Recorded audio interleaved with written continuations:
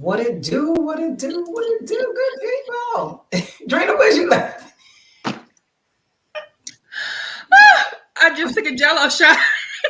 You know what? You worse than Adrian with them damn edibles. The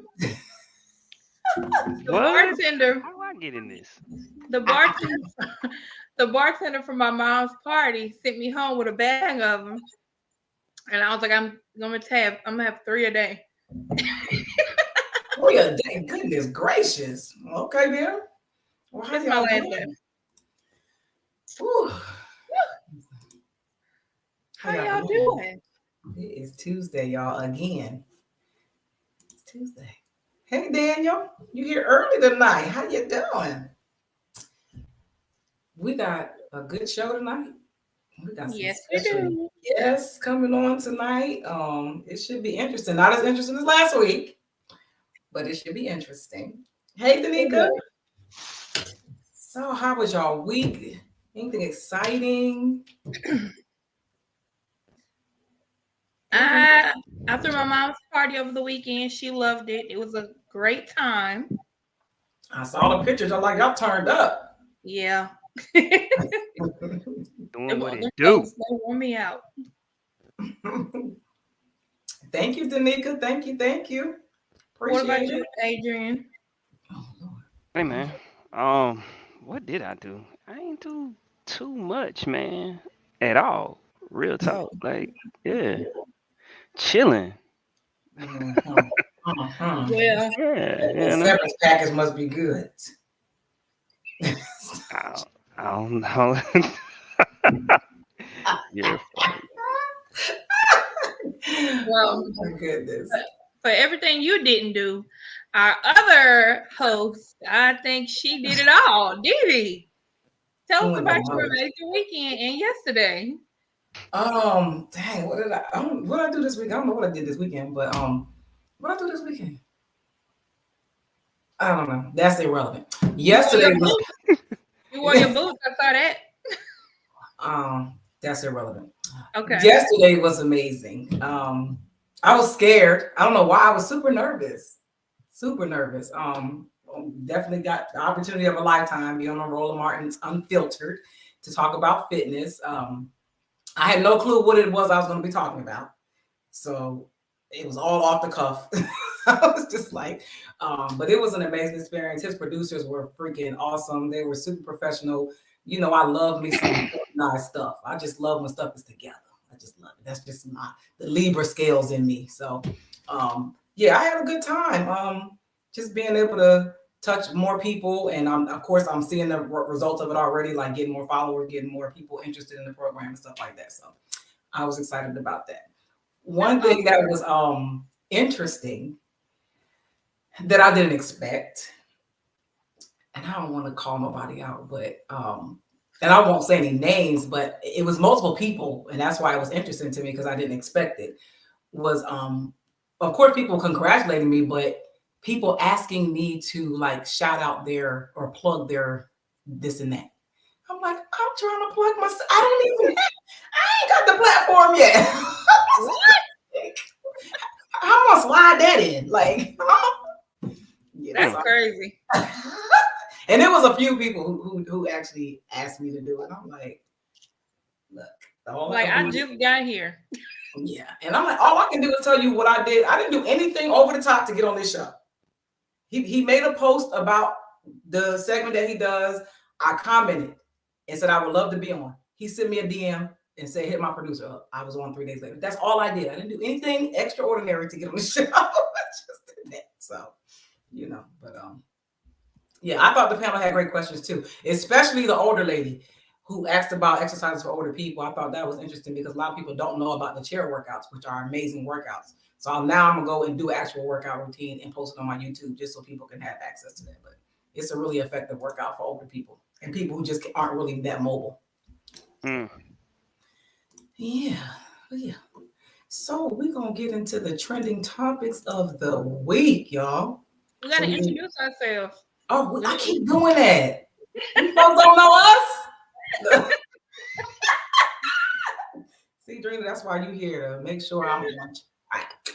So we are going to introduce the Breaking Barriers podcast, my lovely, amazing co-hosts. We have the incomparable, the legendary, the man, the 1%er himself, Mr. Adrian Taylor, aka Oh, that's new. Unicorn. Mr. GC, 1%, huh? aka. Hey, man, we grinding. Hard Hey, work, man. there you go. And then we have the lovely, the big-hearted Miss Drena, aka, Dreen. aka. We on to the next, I guess. Next, you know me, hashtag next. Mm.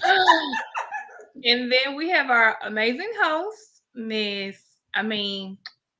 could call her Where in the World is Carmen San Diego. What's she gonna do next? Miss Didi, Miss AKA.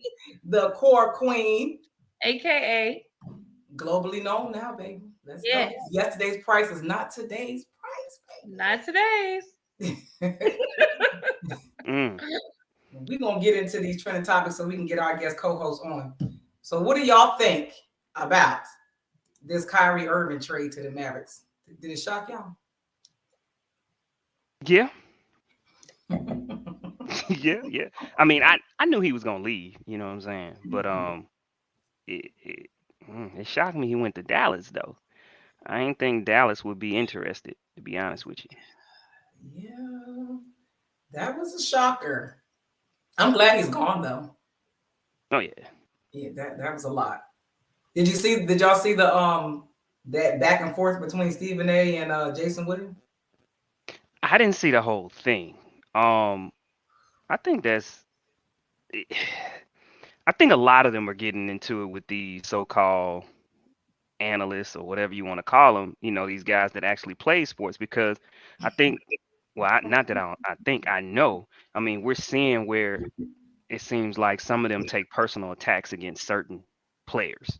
Uh, And, some of them, especially they played, they like, yo, like, I'm not gonna see it. Basically, not that he said that, but basically you could tell it's like, I'm not gonna let you do this. You know what I'm saying? You're not gonna just keep attacking this dude. uh-huh. Whatever your ill will towards him, it ain't basketball related. Right. That's not what you're talking about here. So you attacking his character and who he is as a man. And we see that a lot with some of these analysts, man, that they have people that they consistently and consistently and consistently attack.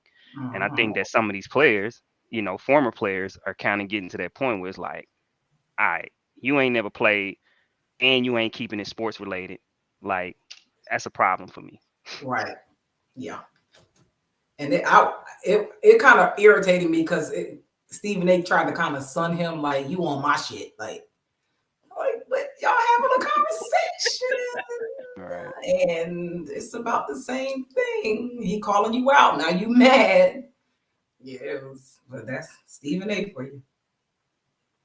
He is something else.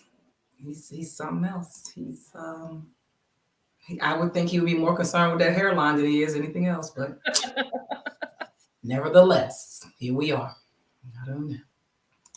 Anyway, so yesterday, was that yesterday? No, it was Sunday. I don't know. My days is running together now. I think it was Sunday.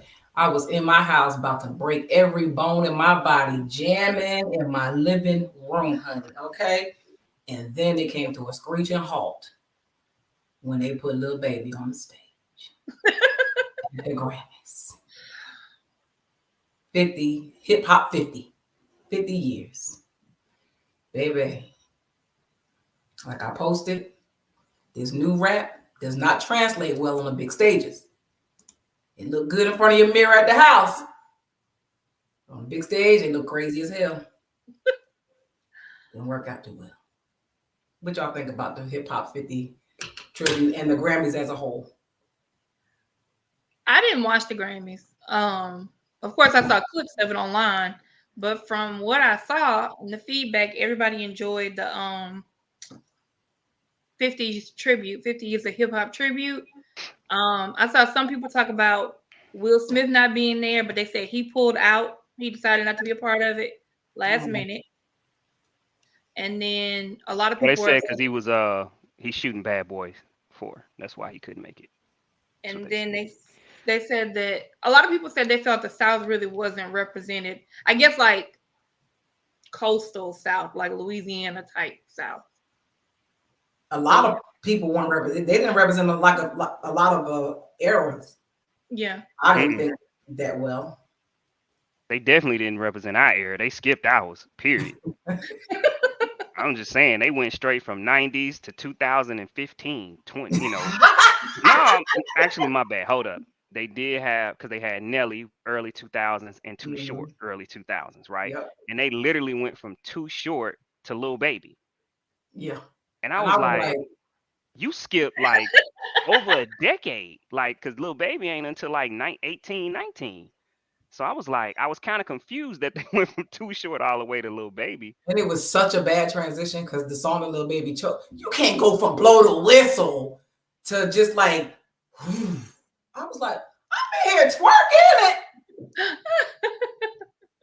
Really? It was terrible. That transition was bad. And then here come little slow ass Ozene. People said that song has replaced Dreams and Nightmares as Philly's. One person said that they ain't got time for. Nobody got time for that buffoonery and that blasphemy. That could never replace Meek Mill Dreams and Nightmare. First of all, that's what I was thinking. Not only is it the anthem in Philly, it's the anthem. Anytime you play that song, the club and everything go wild. Yeah, Lil Uzi could never. It's like that down here. The first time I heard Dreams and Nightmares was in the club. And Right. I felt like every other person in the club knew it but me, and it made me go listen to it. I was like, this is amazing. Yeah, that was. And then I don't know why they keep setting themselves up like this with the Grammys. I don't know why. I don't know why. They just knew. I said, first of all, they're not gonna let it be too black now. But no. But what was the lady name that won the song? Bonnie Wright. Man, what? I didn't even know that lady was still living. I didn't know who she was. I've heard of her. I didn't know she was still living or making music. Harry Styles won album of the year. Child, good day. I was like, And then, of course, you have people who are like, this wasn't Beyonce's best album. Beyonce's best is not like other people's best. Like her average is other people's best. But Harry Styles, right? Cut it out, y'all. And then did y'all hear that Offset and Quavo got into a fight backstage right before the Takeoff tribute?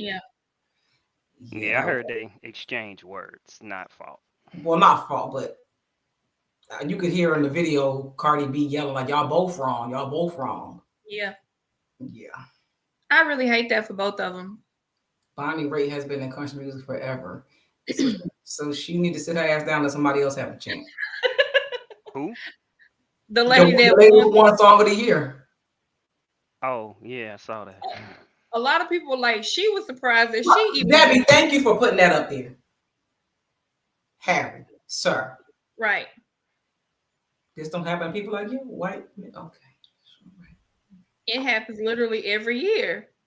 Yeah. A hot mess, child. But anyway, so I'm gonna introduce. I was waiting for the other guest. I don't know him. He's a friend of ours on Instagram, and I invited him. So maybe he'll come, maybe he won't. I don't know. But we got some reliable folks, and you know we like reliable. Okay. And they ain't gonna start no shit.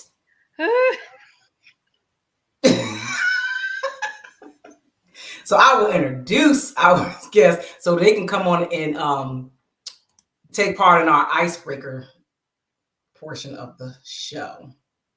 Hold on, before I introduce him, he done left a comment, said it was reported that Offset feels like Quavo got him blocked from the tribute to Takeoff.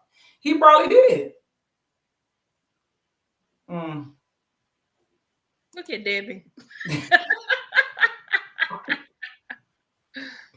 Am I sure about what, Danielle? What are we asking me? I think he means, are you sure about our guest? Yo, Debbie said, what's the orientation? Listen, I thought about it. I went and looked at his page, and I was like, oh, he's a funny comedian type guy. Most of the time, I don't have to worry about the men. For real, I really don't. Like they come over, they most of the time they too scared to really say much because they trying to, be the tough guy or they hiding from a chick they cheating on. So we ain't gotta really worry about them. So I'm here to do some guests. And we're gonna get into it. Oh shoot, hold on. Did I just put that up? Let me take that down. So we have our returning guest. We love her. She never gives us any issues. She's level-headed. She's, pleasant. She's not argumentative. She's not combative. She's just a joy to have on the show. We're going to introduce Miss Courtney Jefferson. She is the first lady and 1/3 of the I Am Woke podcast and the owner of not weed edibles, but Edible Thoughts Bakery in Smyrna, Georgia. You can find her on at First Lady K of I Am Woke podcast on IG and Edible Thoughts Bakery on Facebook. Welcome back, Miss Courtney. Welcome. Oh Lord, y'all know. And we also have a returning guest. He hasn't been here in a month of Sundays, as my grandma would say. We have Mr. Chris Hammond, aka Black Collar 6. He told me to put this on here, y'all. So don't act like I made this up. He is a Gemini, in case y'all wanted to know. He is from River, I think this is called Rouge, Michigan. Something like that. Yeah. He's a motivational speaker, podcaster. He's a student of life, creator of ATP movement at this point, About the Progress. And you can find him on all social media, Black Collar 6. Welcome back, Chris. What's going on, everybody, man? I miss y'all. We miss you too. How y'all doing? What's up, Dreen? Adrian. What up, though? New person who make edibles that ain't edible. There'll be some people mad at that. I'm like, it's digestible, not edible. Kids gotta have cake too. Gosh, I'm sorry. I want to officially congratulate y'all on the 100 episodes. I know that was like a little bit back, but I'm so proud of y'all, man. I'm proud to say I was a part of, the movement, and I'm back, and I appreciate y'all, man, and I watch y'all. And I saw there was some controversy the other day too. Why do you drink his drink? I brought me a drink too. Listen, that was Adrian's fault. Nah, y'all saw it. I was quiet. Dee kept bugging me. I was quiet. No, exactly. And you was quiet. I was quiet. And then you was like, nah, Adrian, nah. Because I was not about to let you sit here with all the knowledge and experience that you have and let that lady just go off like that. Ain't no way. But you could sit there, though, huh? Because if I would have responded, it wasn't going to go well. It would have been great, actually. No, I learned restraint in this here life. Because I'm not an internet thug. I'm going to ping your IP. I'm in IT and I will pull up on you where you are. So we're not going to do that. Okay? I'm an ethical hacker. I'm not going to do it. All right. But we all good now. But we're going to do some icebreakers, y'all. We got some icebreaker topics. So, name the top 3 to 5. You don't have to be 5. It could be 3.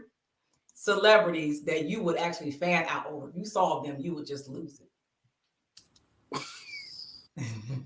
I got a big 0. I ain't gonna lie. You don't have to lose it in like a hysterical way. Just be like, oh, shit. It could be internally like, God, I've been wanting to meet them forever. So what, like a Mahatma Gandhi or something like that count? Anybody, whoever you consider. Yeah. If you just saw, if they actually was standing in front of you, you'd be like, oh. Okay. Michael Eric Dyson. I actually met him twice. And we had really good conversation. He's super down to earth. So, and I was really excited about that. So I guess you can consider that fan out. Definitely would want to meet Mahatma Gandhi. Just to feel the aura, like, that peace. I'm a Jay-Z fan for sure. I wouldn't fan out. I wouldn't pick an hour dinner with him over $500,000. But I would definitely want to meet him. Speaking of that, did you see the symbolism they use at the Grammys for that? Yeah, I was trying to save. I was saving that. I was saving that. And Michelle Obama, I think she's a super interesting woman that's seen a lot of stuff, right? So she would be able to just give me insight if she wanted to, or about a lot of different things, a lot of different perspectives. And who else? Who's super interesting, man? I don't know. That's about it for me. What about you, Courtney? I was gonna say Michelle Obama. Just her presence and how she carries herself as a woman and a wife and a mother. I just would love to pick her brain on some stuff. And I mean, other than that, I'm really not a fan of anybody. But if you would have asked me this like when I was younger, like I used to be in love with Shaquille O'Neal. But I met him. So it was like I was just like this the whole time. I didn't say anything. And then I used to be in love with Diddy, but I met them. So it wasn't like I didn't fan out because I'm like, oh, that's their job. So, but yeah, I mean, no, maybe she might be the only person I'd fan out over because she did something that no one else has done as a Black woman, and she was the first lady. So she did it first. So I'm like, oh, yeah, her all day. Okay. Drena? I would definitely want to meet.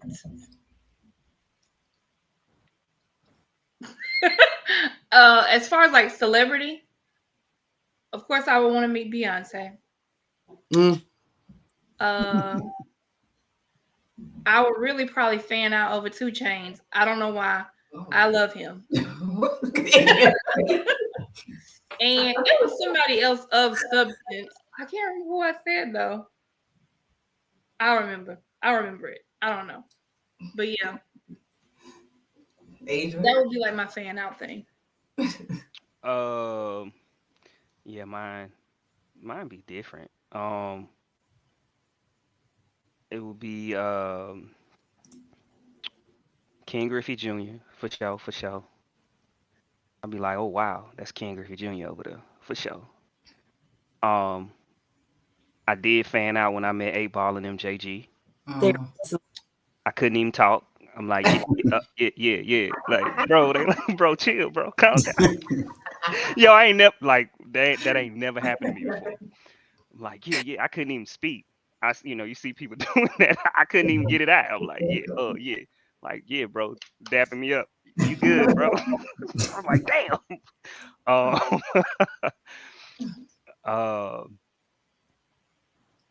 E.T. Eric Thomas.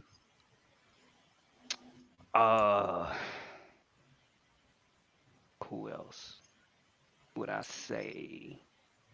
Yeah, like I said, mine kind of different. Mine ain't, cause they ain't superstars, I guess. You know what I mean? They on right. Oh yeah, they good. Probably I probably would if I met Greg Cardone. Probably be like, yo.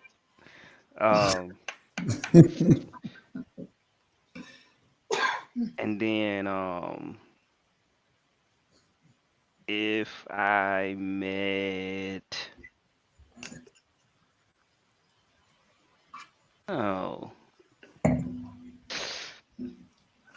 that might be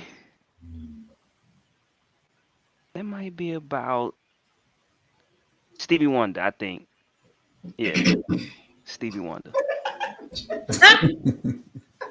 Jen, you crazy. Oh my God. Jen, shut up. Adrian said 8 Ball and MJG made me remember my other person. I would completely fan out, probably pass out if I met Andre 3000. Oh, that's a good one. Yeah, that's a good one. That's a good one. Come to Atlanta. You're gonna meet all these people in grocery stores everywhere. That's a fact. Piggly Wiggly, man. Saw a lot of celebrities. Yeah.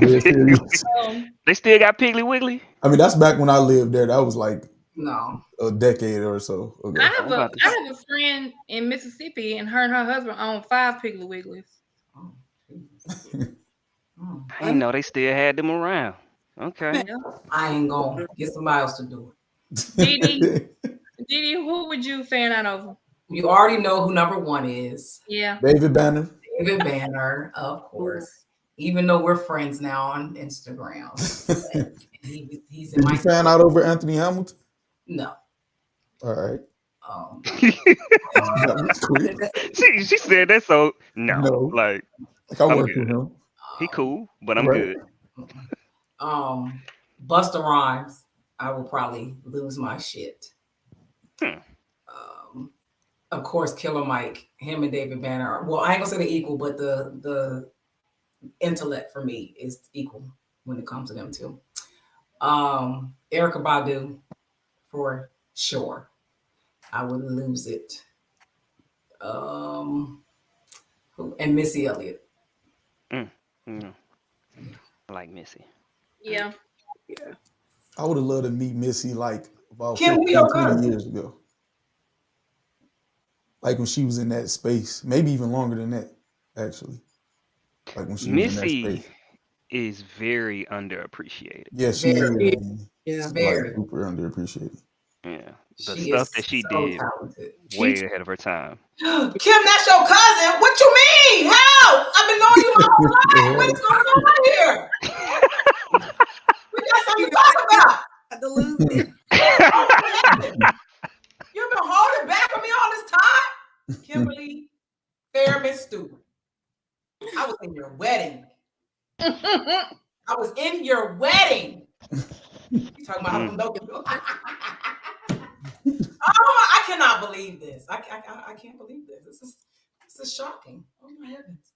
Y'all know this is terrible. Why would she do me like this? Oh yeah, Missy Elliott is up for Rock and Roll Hall of Fame. Yes. Who would they get to do a tribute? Oof. Busta Rhymes.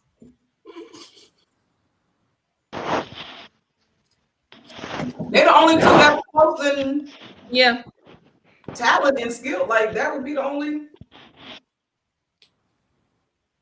Who they would probably, if they had a female MC, only person that I could even think that could do it as a female would probably be Rhapsody.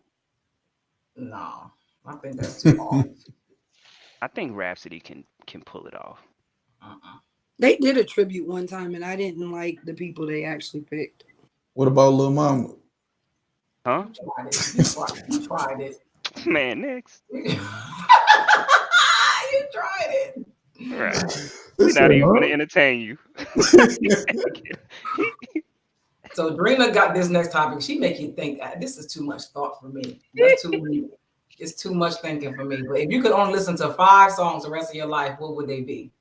That's a lot of songs. That's easy for me. If y'all don't, I'll go first. I could name the whole Reasonable Doubt album, Jay-Z, but Imaginary Players, Jay-Z. I'm gonna go with Can't Knock the Hustle, Jay-Z and Mary J. Reasonable Doubt.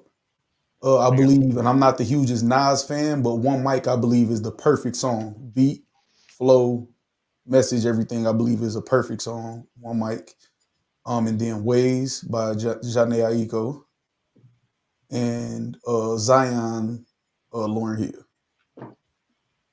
Those are my songs that all like move something in me. Like I like music that like move me, make me get the chills or hype me up or stuff like. And there's plenty of songs I can name, but those right there I play over and over. What's your 5 song, Courtney? It's gonna make me sound like I'm old, but Stephanie Home, love her. I could listen to that all the time. I would have to listen to Conqueror. I think it was like David Mann sung it, but it was with Kirk Franklin. I love that song. Because I'm gonna have a little mix. Rap. Oh. I don't see. Why couldn't we just pick a genre we can listen to for the rest of our life? Because I'd have picked old school golden oldies like Teddy Pendergrass or when the song, because that's the type of stuff I'm on. I guess India.Arie That's my Brown. girl. I like that song.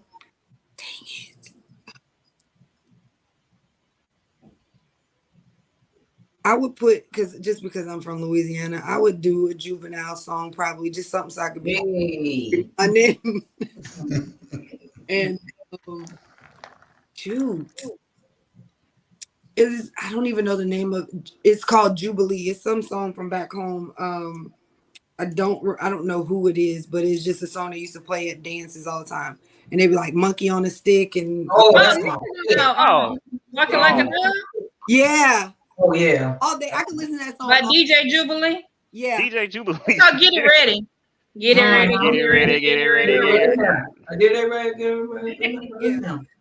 And then Y'all know I'm an honorary Louisianian. Y'all get a little loud. I'm gonna mix mine up with church and hood, and but I'm by Pastor PMJ. I love that song now too. So yeah, that would be mine. What you got, Drena Dreen? Mine would be Bohemian Rhapsody by Queen, Oh, Green Eyes by Erykah Badu, All of the Lights by Kanye West, Money on My Mind by Lil Wayne, she had hers ready. and it's changed though. And then As by Stevie Wonder. Oh, I like all those. That's That not, Money on My Mind and that All the Lights is perfect workout song. All of the Lights. what you got, Adrian? We know it's gonna be something with 3 6 Mafia. What?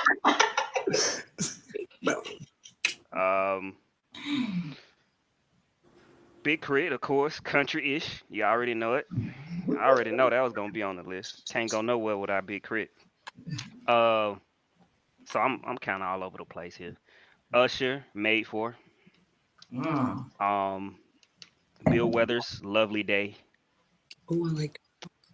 Outkast, Southern Playalistic, Cadillac Funky Music. Oh yeah.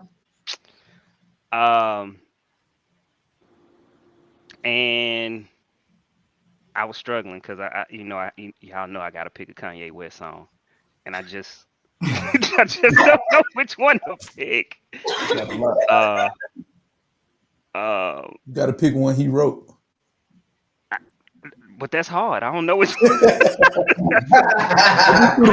I don't know if he wrote it, Pusha T wrote it, Big Right. Sean wrote it. I don't. Diamonds Are Forever. No. Well, you know, one.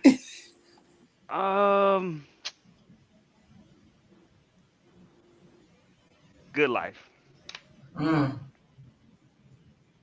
Yeah, Good Life. I feel like Kanye West, I feel like Late Registration is one of like, I think a lot of people really sleep on it. And it's like my top 2 Kanye West albums. They do? I was about to say, I feel don't like think they people sleep do. on it at all. I feel like people do. I think I they mean, I asked for him to go definitely back think to that. Graduation is probably the pinnacle, but I don't even. I think people appreciate them first 3. Yeah, me Yeah. too. They asked for him to go back to that a lot. Like, Yeah. I don't know, but his like Dark Twisted like I like that album. I don't know, Oh, I like yes. Kanye. It's That was definitely great. number 1.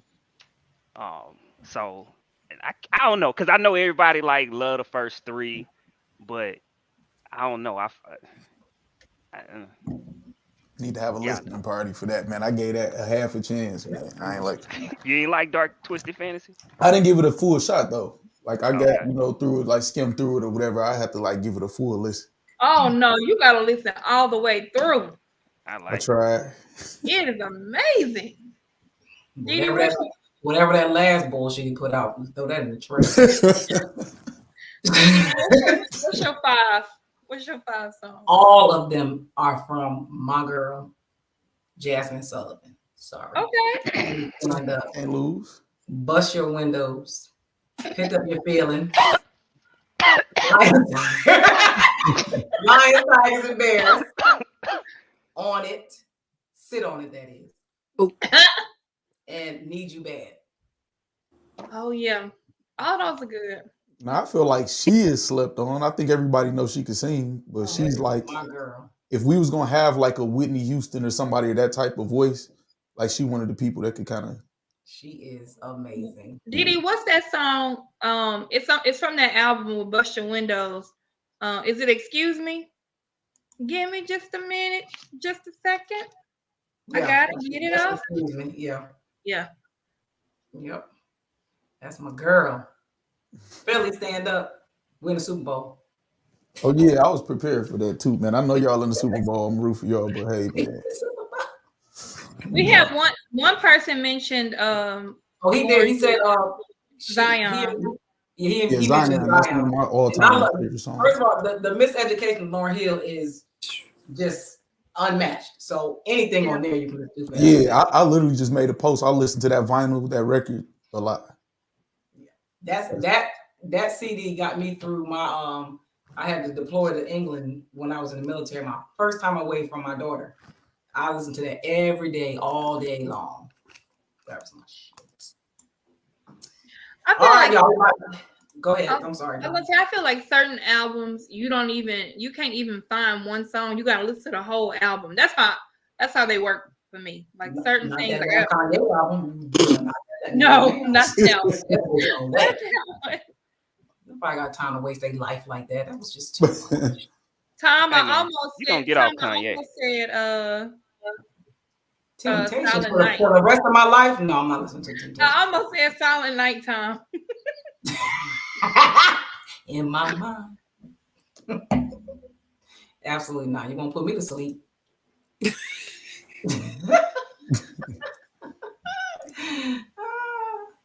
PJ Morton, no. I gotta get my life back together. I'm sorry. Who's that?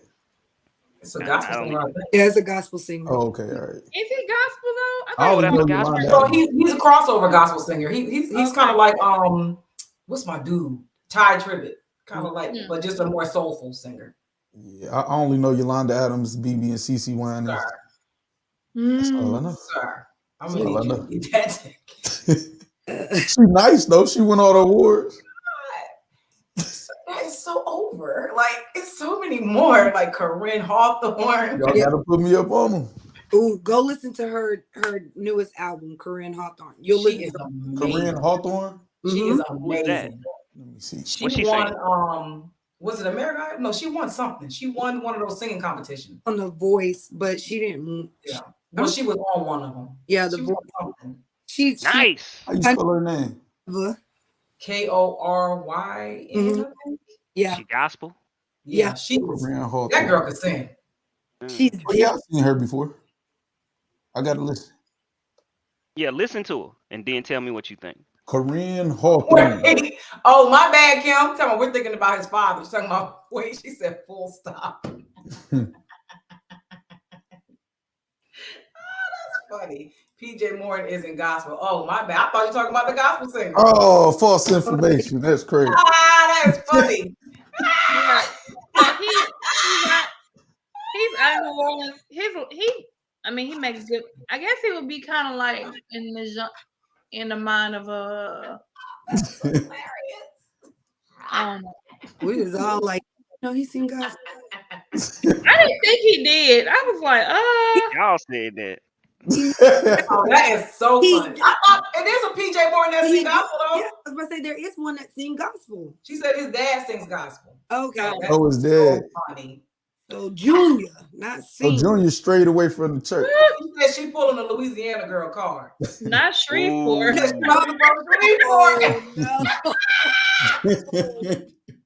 Never. Can't do that. I'm a baby. It's all day. Yeah, what part you from? Kim from New Orleans. Okay. That's why I say I'm an honorary member from New Orleans because of her. I've been her wedding. I've been all over the place in New Orleans with Kim. Well, I'm her family. Way down. It was a video on TikTok about a guy. He was about to fight a guy in the street, and he kept screaming, "I'm a 7-1 hardhead." And in the comments, people were like, "What does that mean?" And somebody was like, "Don't stay to find out." I love New Orleans. Love, love, love, love, love. Beautiful. Love it. Love it. Love it. That is my second favorite city. And I only say that because I have to be honorable to my city, but Louisiana really my first. Yeah, it's crazy. Food is crazy. Drinks, the strongest drinks in the world. They not strong to our people. Yeah, not the, y'all drink them. Every place gotta have strong drinks to compete, so y'all used to I always be with a gallon of daiquiri, my praline candy. it. I was like touristy though, like with the what's the grenades? What is it? The hand Daiquiris, the big Grenade. Yeah, The all hand of that grenade. stuff. And then everybody kept talking about me because I kept saying New Orleans. New That's Orleans. how we say it up north. That's how Yeah. before I moved down south, they do say New Then Orleans. they like, no, New Orleans. I'm like, New Orleans. New Yeah. Orleans, Nola, bitch. baby. All right, y'all. So we are going to get to our main topics. So this topic came from Miss Drena Dreen. And I think she got this question because she be on them dating sites, chat. Yes. She want to know Hmm. when dating and someone asks, why are you single? What type of answer are they looking for? Uh-oh. So I think when men ask it, I think it's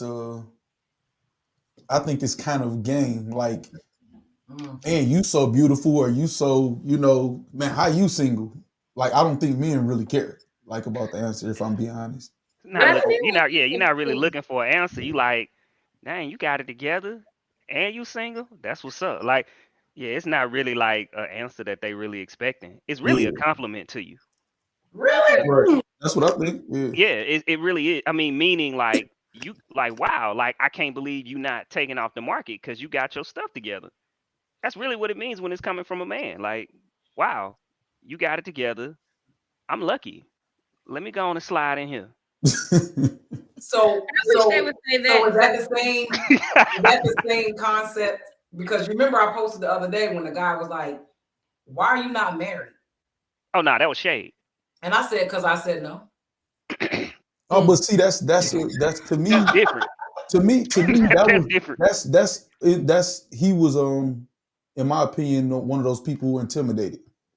Well, You he know, came back after I said that, and he said, well, why? No, he said, was it? He asked a series of questions. He said, were you not ready? Was it just some other circumstance or whatever? I was like, it was for my own reasons.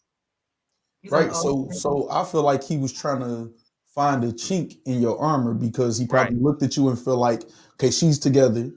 Almost if she know all of this or is all of this, then why you ain't married? Yeah. And then when you said, because I said no, that kind of killed the like, okay, well shit, yeah, probably somebody probably did ask multiple people. And then it's like, okay, well, let me try to dig deep and see if I can find some chink, or I'm gonna just play it safe before she ripped my head off. Yeah, because I thought it was weird the picture that he commented on in my story to ask that question. It was assumption. You couldn't see anything other than my boots. Right. I was like, you don't see my ring, you don't know me. So yeah, I said no. Next question. Yeah, so I mean, in the way you ask it, it can be shade. But if a guy trying to talk to you, it is really kind of like him saying, "Oh wow, like, dang, you got all this going for yourself. Like, okay, like, dang, why you ain't scooped up? Why you still single? Right. You know what I'm saying?" Oh my bad. Go ahead. But yeah, so now then you look at it from that standpoint. But then also on the flip side, it could be shade. Like what you sent us, that was shade. Like Buddy was trying to shade you. For sure. So Drena, when they ask you that next time, play the game with them. Instead, because I was waiting on you, baby. I'll do that. That's what I listen. I swear that's what they looking for. Like, or saying like, man, why you ain't? It gives you the opportunity to tell your spiel. And this me just being real, talking to guys and whatever. I'm gonna give you your chance to say how it was your baby daddy or all your ex's fault. I'm gonna open that door for you to be able to do that and be comfortable in saying that. Like it's game. Like I'm just being real. Okay, noted. I hate when people ask that question. But no, but I'm like Diddy though. Like if I was you, I would say something like that and throw it all off. what do you typically say? If you're interested, if you're not interested, right. you tell them. You just say, "Cause I'm not." What do you That's typically normally, answer? That's normally what I say when Didi said, "Cause I'm not." I don't know. I don't know. It just aggravates me, and it takes time for me to respond back because I'm like, why do they keep asking this? I hate it. Because you're a serial killer. Play with them. Fuck them. I mean, if you don't like them, who cares? But if you want to talk to him, be like, maybe because me and you ain't met. Right. Okay. I'll do that next time. Yeah, I think that's good advice. Yeah, just say that and see what they say then. See, I like that. What he just said. Yeah. Because if I'm gonna ask why you single, I'm gonna say, why are you single without blaming the other person? There you go. But we leaving it open to see if you're gonna blame everybody else. You know what I'm saying? Because that's the default response. Exactly. It's if it is everybody's fault. person's fault, you are Yeah. single now. Like that's in some cases it is, but I don't know. I think it's like for them fishing for information so they can know, okay, so don't do this. Oh, she like that, but she don't like this. When I used to get asked that question, that's how I used to just throw that out. Maybe because I haven't met you yet. If the other person was not a great partner, the fact that you chose them could be the answer. I picked the wrong motherfucker. Yeah, I'm gonna leave it at that. That's my accountability. I picked the wrong person. My bad. I would say, man, y'all out here competing, man, and it's tough. I'm trying to make my decision, but y'all going hard. So what you gonna do to compete? Because I got a lineup of 5. I'm trying to figure out which one I want. There you go. And go. There you go. For real. Where's my kid? I need a hug. I didn't see everybody kid come. Hey, little Adrian. Adrian, he really looks exactly like you to me now. Like a lot like you now. Yeah. Like, oh, I made that. Yeah, that's mine. You know, I got a shirt that says I make cute kids. Oh Lord, have mercy. This guy. Mine. Wait, first of all, before we move on, does the baby sleep yet? He's starting to. Yeah, I told y'all, didn't I? I told y'all we got someone to help with the sleep. Yeah. Don't be feeding that baby no baby CBD treats either. No. I'm sure he won't sell none. Right. Where they at, man? But that's keep keeping with me. Okay, I'm sorry. I got He it. won't sell none. No baby Right. melatonin treats. Baby melatonin. Feeling that baby milk. Warm it up. Okay, so I'm sure I've seen this conversation a lot on social media. This next topic, and it's a little disturbing. So I really wanted to have this conversation.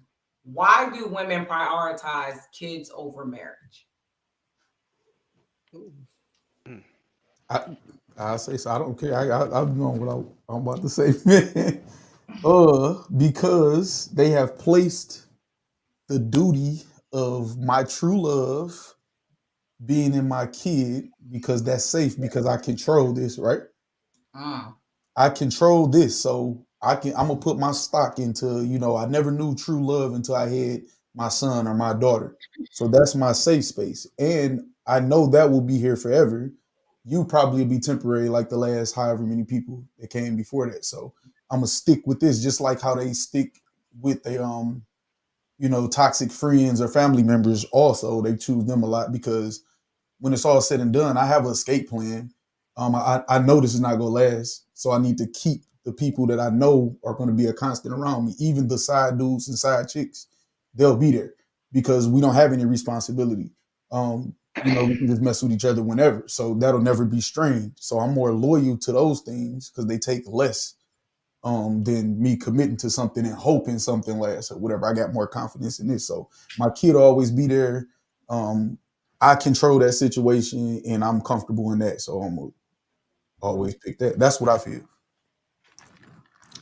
I think you're 100% accurate. So does that, and maybe I should have worded this question differently, because a lot of the people were asking, like, would you rather be a mom or a wife? And majority of them said a mom. Yeah, I guess that's a reflection of their perspective on what marriage is these days. Because I don't know. Because I would think you would want to be a mom or a dad with somebody else, like a parent, like a one of two. So you have to be married first, like, ideally.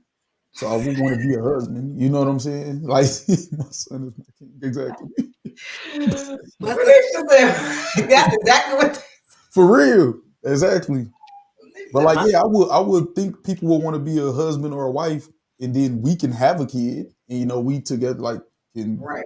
But with today's society, the divorce rate and how we look at relationships, especially in our culture, I understand why people saying it. I don't know if it's like, I mean, when I had my son, I agree with the whole thing, but I said it was unconditional love, not like a love, like, you know what I'm saying? Because your kid is not going anywhere. Right. But I would rather be a wife. No, don't get me wrong, I love my kid to death, I do, but there's things I can't talk to him about, like, you know what I'm saying, like having that your partner to go through life with and battle things is one thing. Your kid can't do, you're there to protect them. It's not the other way around until Right. you get.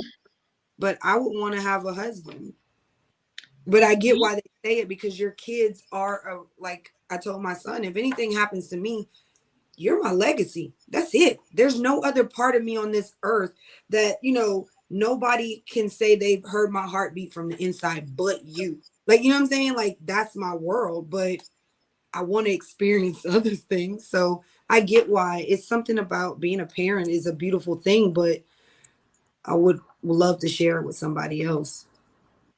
You are saying that because you are somebody who is not crazy. But the people who are saying my son is my king, No, my son, those people, my king. they're talking to their children about all their problems. They talking to children about your daddy did this, your daddy ain't do that.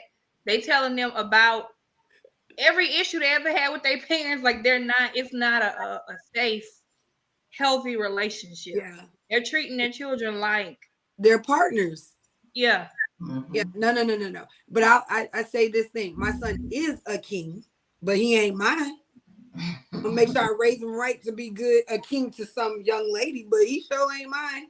Hell no. Yeah, I agree with that, man. It's a lot of Oedipus type Yeah, like, situations. yeah, and you gotta be honest with your kids. Like, I do have serious conversations with my son, but not like we partners. Like, this is what happens in life. This is what you gotta be prepared for. But hell no. I wouldn't even, that's the thing. My son wouldn't even be my damn type. He light skin. Dude, I wanted a dark baby. I got a light skin. Dude. But I think so like my daughters, their dad is notorious for that. Like, if he told them he was gonna come show up for whatever reason, and then whenever he came back and he didn't, to explain why, he's gonna tell them, oh, this happened, like all of his life problems. And I had to tell him, like, hey, these are young kids growing up. They got their own issues dealing with their own life. They can't help you process yours. And I think a lot of people do that to children, and it's unfair. That is true. Your kid can leave you too. What was that comment that you just put up? Was it Kimberly? Well, actually, I could see it here too. I think So both your kids and spouse can leave you one day. So balance is everything. See that's that's my thing. Like, in our culture specifically, man, we base everything on worst case scenario or whatever. Like, they can leave. That I feel like that has nothing to do with anything. Well, she's coming from. Well, let me just give you some background on Kimberly. Right. She's been with her spouse since they were in middle school. Right. And they have, I think, 4, 5. Lord, don't make me lie on your YouTube channel. 4 or 5 kids. I don't know. Right. But she's just speaking from the standpoint of people saying. She's saying, if you've seen her earlier comments, she was like, when her kids were younger, they were first, and she had to kind of split herself up. Like, yeah. And now they're older. It's 4, my bad. Yeah. Threw an extra one on. And now her husband is the priority. Right. But the bottom line is, at the end of the day, both of them could have the ability to leave at any time. So. Right. See, my thing is, like, and I understand that, because her prioritizing the kids when they were younger, I feel like is prioritizing the husband, because that's what I would want my wife to do. You know what I'm saying? Like, you holding us down, like you prioritizing them. So I would get that. The whole thought about being abandoned or left or anything, I don't think we should factor that in when we're thinking about how we love or are loved. You know what I'm saying? Like, we thinking about the end. We could cross that bridge when we get there. You know what I'm saying? Like, if we get there or whatever, like, I just don't ever think of you know, well, when the end comes, or if the end comes, or if somebody leaves, I think that affects the way we are. You know, if somebody has a certain energy, your husband or wife has a certain energy, and that can seem like that energy or action could be conducive to them leaving one day or turn into something that can trigger you. Like, I don't think we should even think about the end unless something detrimental happens and say, hey, this can be detrimental. I don't want us to get to the end or whatever. And I think our culture, we always think about worst case scenario. We can step out of a car, if we got on all white or whatever, we're thinking about that stain. That's all we're thinking about. You know, so because she said right, because my kids are 27 to 17 and they all have their own lives. Not speaking from abandonment. no, I'm not saying she is. I'm just saying how we, you Different know, than consider ours. that. She said your perspective is different than what she's saying. I got you. I could roll with that, Kimberly. But I want to go back to this comment from Tom because I'm a little. He says I think they know someone else can raise their kids for them while they fuck off, but nobody can make a man wife them for the same effortlessness. Well, damn, Tom. Hey, I agree. Okay. I agree. I agree. Okay. Delivery is, you know, like, but I agree. A lot of people want a wedding. They want a ring to show off. They don't want the duties of being a wife. But the women that I'm talking about, they didn't want a marriage at all. They was like, nah, fuck that. Give me the kids. That's crazy. Didn't I'm not saying that's crazy, but that's it is crazy. Adrian, what you got? I'm waiting for y'all to answer the question. Me too. We talking about this, but ain't nobody answer the question. well. I mean, My because first answer was because I felt like this they happens a know their lot, deal. right? Why do women prioritize kids over marriage? Like, I mean, we know I ain't got to run down the statistics. We know what it is. You know what I'm saying? Why is marriage not important to women no more? And as a man, I don't want to answer that. I have my thoughts, but I want to hear from the women first. Well, let me chime in since it's my topic. Okay. Well, first, let me just start off with one of the reasons that I wanted to talk about this is because I heard a very disturbing conversation that I didn't even know was a thing. And it was, I think the topic was intentional single motherhood. Oh, wow. Where there are women who literally have planned out that they're going to freeze their eggs. And then when they get ready to have babies, they're going to have these babies because they have the resources and they want to leave a legacy. And they're going to have these babies and be great single parents because their moms were single parents and they turned out just fine. Bullshit. And I was flabbergasted literally because the person asked them, well, how are you going to like have a father figure for these children? Because that's important. They said they're going to outsource the dad. Jesus, take the wheel. Yeah. So like family members and mentors and so, yeah, it was insane. It was insane. So I was just like, how selfish is it for a human being to think that it's okay to bring a child into the world without both parents on purpose? Yeah. And this is a wave. Like these women are very adamant about having children because number one, they said they don't want to co-parent with these men because it's too much work. This particular woman she's a celebrity. I'm not gonna say her name. She's a celebrity. She was engaged and the marriage, it didn't work. They didn't get married. They broke up. So her eggs been freezing and she gonna get her eggs, the embryo, she gonna have her baby. And it's like this group of women, kind of like the passport bros. These are the intentional single mama chicks. They are really gonna do this. And Stupid. my stance is like, you just don't get to have a kid. Like, you dropped the ball. You made bad choices. You didn't pick the right man. So then you don't get to have a baby. She said that her child's gonna know that they weren't abandoned, that it is not because they were made out of love and they are gonna be well taken care of. And I'm like, well, what about when the kids at school and they see the other dads with their kid? How do you explain that? That is so selfish. It's so just ignorant to me. I was just like, what? So yeah, that's why I came up on this topic. And yeah. I don't know why they prioritize this over. I think it's a control thing. I honestly think it's a control thing. That was my answer. You can't control a man the way you control a kid to a certain extent. So I think that's mainly why they do it. But to me, it's stupid. Like it makes it's funny to me how people think being a single parent, single mother is easy. This ain't for the faint of heart. Like nobody wants this. You can't ask any woman that is actually a single mom right now, if that was something you wanted to do, raise your child along. That's dumb to do that to kids. Like, I wish I could have made it work out with my son's father. I really do. But that is not, oh my God, you don't understand the trauma these kids go through from that absent parent, whether it's the mother or the father. They dumb. And they think it's easy because they see it, but it ain't. Wait till you get in it, and then you have to feel your child's heart breaking every time they do for something you can't give them. Yeah. Daniel, what do you mean you're an outsourced dad? Aren't you a stepdad? Oh my God. Not the same thing. Yeah, that sounds like the same thing. Not the same thing. Yeah. It's a father, anybody you outsource or whatever you think, like uncle's dad, grandfather's best friends, they are never the father. It is never going to fill that void that child has in their heart. And those women should just shoot themselves in the foot. They stupid. Nobody choose to want to be no damn single mother. Thinking of my damn, Yeah, they do. piss me off. Some of them find comfort in being, a victim. I've dated a woman who had a kid, right, and she had made a post. We were well into our relationship. I was doing a really good job, I feel, and she said also, we're taking care of her and the kid. And she made a post and was saying, being a single mother. When I saw it, I'm like, why would you make that? Like, why are you not a single mother? But they're comfortable in that. As long as I can have that title, that's my excuse when anything, goes wrong, when I want to get lazy or this or whatever. Well, you don't understand being a single mother. I told her, I'm like, I feel like that's disrespectful to me. Like, you got to take that down. Like, you're not a single mother. You're a single woman. There you with go. a child. Right.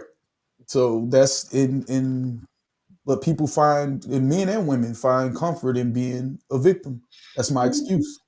Anytime something goes wrong, you don't understand. Like and in my experience, is with certain single mothers, some of them even blame, having a kid on them getting fired from their job, even though it was because they couldn't make it on time or, whatever other reason or whatever, because that's just my go-to.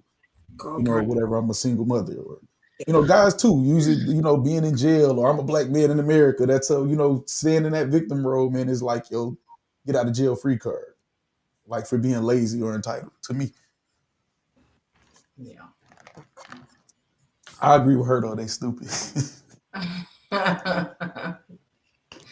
Yeah, it's just disturbing. Like, and I don't know if other cultures have this conversation or have these issues. Like, I don't know. I don't know because I don't know a lot of them people. A lot of beating going on. It's just it's insane to me to think that somebody would intentionally want to bring a child into the world without a dad on purpose. Crazy. Well, think about how you look at your children and think about how some of these women, their children are accessories. Like some of them, and then when they get to a certain age, I can try to relive my high school years and all of that stuff through them. Like it's not a relationship where I want to groom and help raise like this kid to be a good human being and good citizen or nothing like that. It's not out of love. It's just, this is an accessory. Like I'm gonna dress him or her up how I want to. And, like that. It's a kind of warped, yeah. Cause I'm thinking like I was devastated when I got pregnant again, like devastated. Right. And my daughter was almost 13. And I'm like, no, wait, I gotta teach him how to write, how to read. I went through the whole oh my God, this is so much. Yeah, see, to you, because it represents responsibility. When people say you don't got no kids, man, you gotta have some kids. I say that's easy for you to say you ain't taking care of yours. Ooh. You know what I'm saying? That's for real. Like, cause I know if I do anything, I gotta go full throttle. So it's more for me to consider.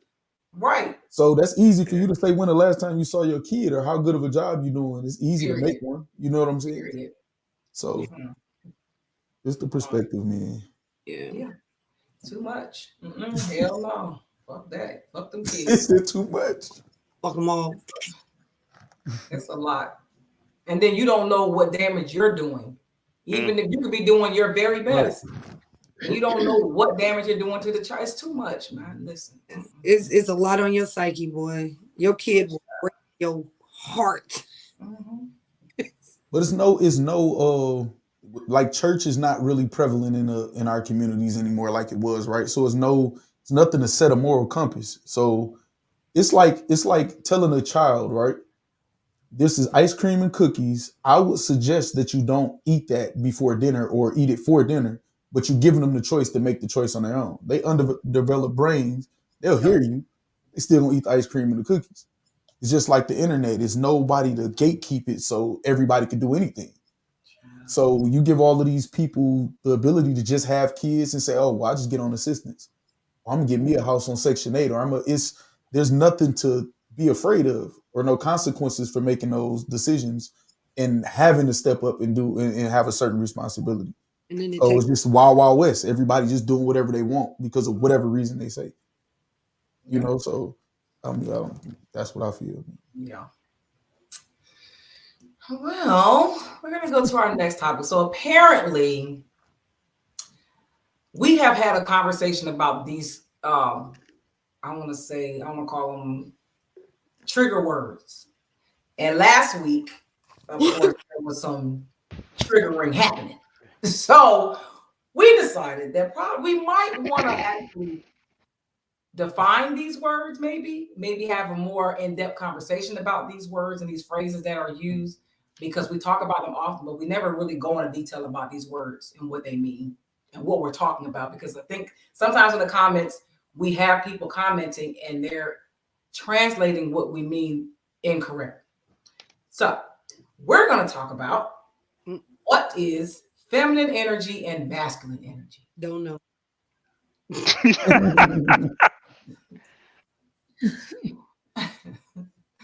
Adrian? Well, I'll definitely jump in on the masculine side of things.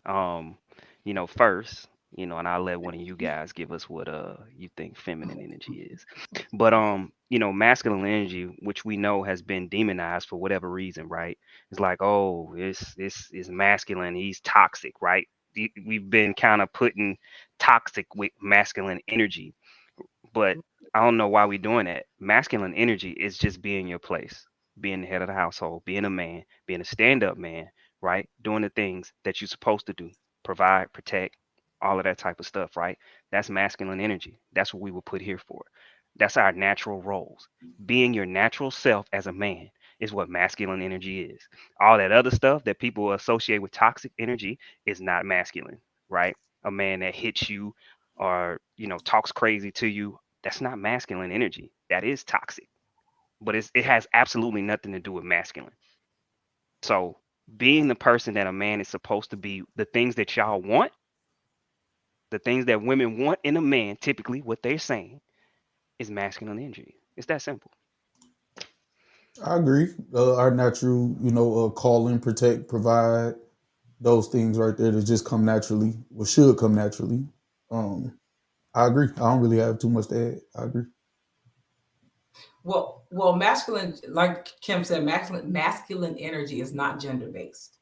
And I think that's where there has been some type of misconception and some confusion. Yes, when masculine energy is dispelled from a woman, it is a repellent to men. So if you are sitting in your masculine energy in a relationship, it's oftentimes looked at from a I don't want to say alpha male, but from a leader in a male dominant role as unattractive. So when a woman is combative, when she's uncooperative, when she is not submissive, when she's just not being in her natural feminine way, men look at it as a turnoff. And they might want to be your homeboy, want to hang out with you because you're cool, but they don't want to date you or marry you. Now, those same masculine qualities may come into play because you're in a way, like maybe at a job or something where you're a leader because you're assertive, you're aggressive in that way, and you're getting things done over on that realm. But when it comes to a relationship, that doesn't translate very well because now you're battling for position in that relationship. Now, feminine energy, I'm not going to say that it's not gender specific because I believe that it is gender specific. I think of feminine energy is innate for women and women only, unless you're gay, but we ain't gonna go there. So I think the same thing with masculine energy. no, I think, and the reason why I say that is that masculine, because a work environment is a male dominant place. It's mainly ran by men. So it's almost impossible for me to be feminine at work and get my job done. I can't be submissive and nice and oh yes, ain't nobody gonna get. I'm not gonna get anything done. They're not gonna give me the stuff I need on time. I'm not gonna get the work, the deadlines reached like I need if I'm being just this feminine energy all the time at work. It's not gonna work. It doesn't work. But feminine energy don't necessarily mean being ran over and being extremely soft either. I didn't You know say what I'm being saying? ran over. I said being assertive, Right. being aggressive. So you can operate in your feminine energy and still get ish done. I mean, you see women because I like don't think in every career field. I don't think in every career field that works. because let's talk about it from the family dynamic, right? 9 times out of 10, if you're married,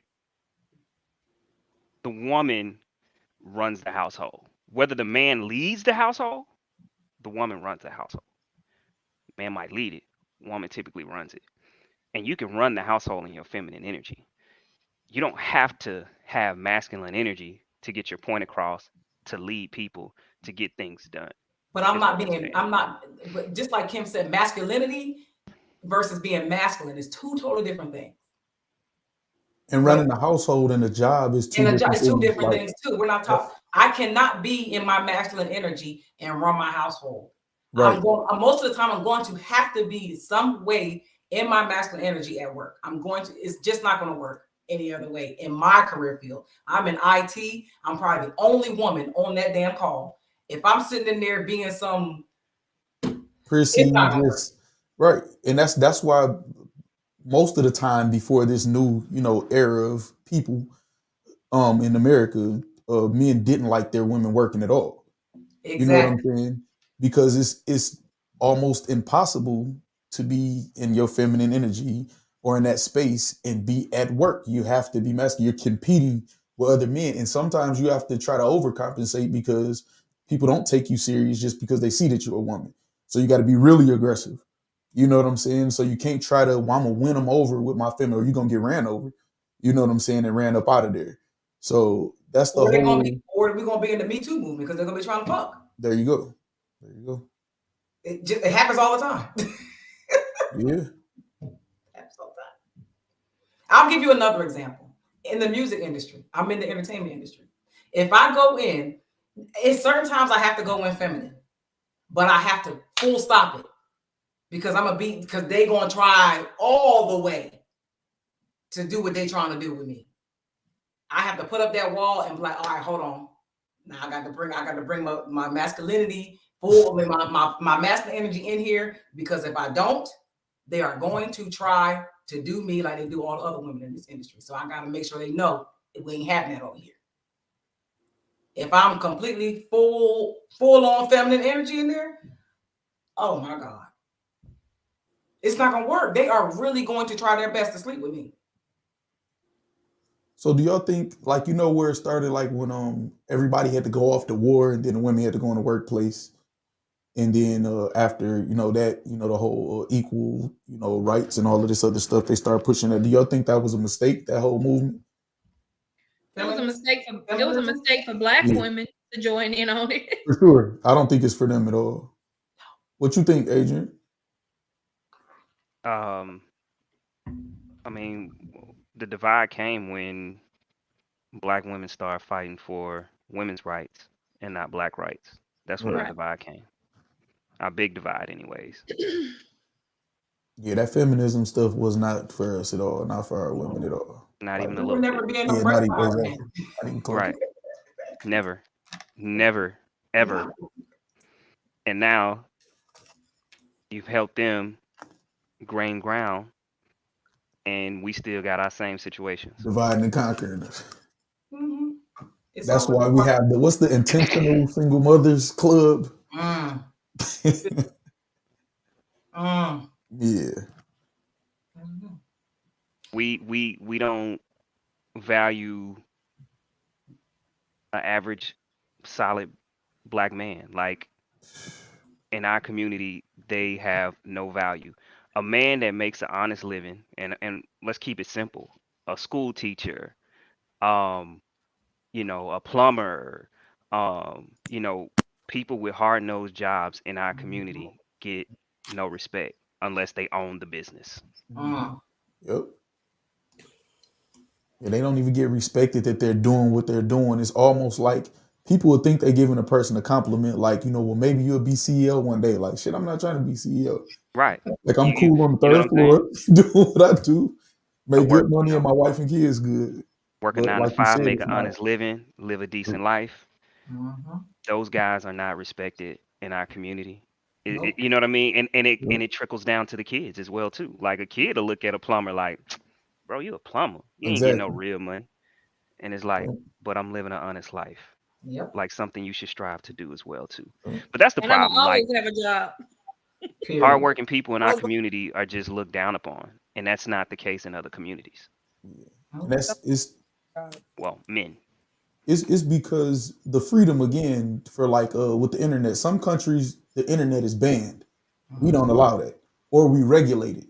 So the freedom of us to be able to see everything in excess and get all these celebrity dreams and all of these desires planted in our head, and everybody thinks they deserve a millionaire or a Lamborghini, all of these different things that to them that's the standard. If I don't have that, I'm losing. Mm. Then they project that on the other people. If you don't have that, you're losing. And if you do have it, you need to figure out a way for you and me to have it, or whatever. Even though, okay, you're doing your 100% best and you're where you're at, where I'm gonna get another 100% to do it for me and for you, unless we come to some type of agreement. I could come down and share it with you, but you want me to provide you with the same exact. I got to become two people. Mm. You know what I'm saying? So it's the freedom of us to have all of this access. We have too much freedom now. Like we don't even and we pick and choose again the ice cream and the cookies because people literally died and got beat for us to be able to read, right? Where do you see people using punctuality? I said punctuality, punctuation, and correct grammar. They don't care nothing about that. They don't care that people risk their lives to get away with a page, to try to learn how to read or whatever, and that us knowing how to read and understanding the English language to further us. Somebody died for that, or rode for that. They don't care. They gonna pick what is the most fun, what Mhm. stimulates me right in the moment, instant gratification, consistent stimulation, almost hedonistic like type of thinking. Mhm. You know what I'm saying? So we have too much freedom, and we need to be regulated. So even when whoever anybody want to interpret who they is, get us in line, I understand what they're That's attempting to false. do. You said what? I'm talking about that comment. Oh yeah, That's false. this It right here. happens. Oh, it happens a lot. Oh no, yeah, that's the guy working at You talking wherever about what at he the said or regulator. this comment? You I'm talking said about the comment. I don't think she's saying that all women. She said real women. Right, yeah, and that's see that's the thing. Like, But it's a lot of people that swear they're a real woman. So that's you kind of got to define that. or y'all got to get together, stick together, and regulate, and don't allow no fake women in that circle. She And then said the false men to got to do who? the same. You know what I'm She saying? Like, said, hold on. yeah. She said real women speaking of women like herself. You're welcome, Kim. I know this. So. But y'all supposed to stick together. We're supposed to stick together and then regulate and raise more people like that. Mm. If nothing is being regulated, then everybody go do whatever feels good in the moment. And like I always say, we can only control our corner of the world. Right. And I believe, I mean, that's my friend. Mm-hmm. So we good. We raising kids and our friends around her and Right. our friends around me. Like I feel like we doing our due diligence. I mean, I'm trying to reach as many people as I can, Right. But I mean, It's like the masses are out here on some BS. for sure. We encountered it last week. I mean, it's a sisterhood out there that are really thinking like this. Like they just think that way. And there's really nothing you can do because they are in their own delusional world. No matter what the outcomes they're getting, they are still going to believe everything in their head, even though they're not getting anything like what they think they're supposed to be getting. We got to not mess with them. Like when somebody comes to you to work out to get in shape, the one thing I know that you're consistent about, don't come to me playing.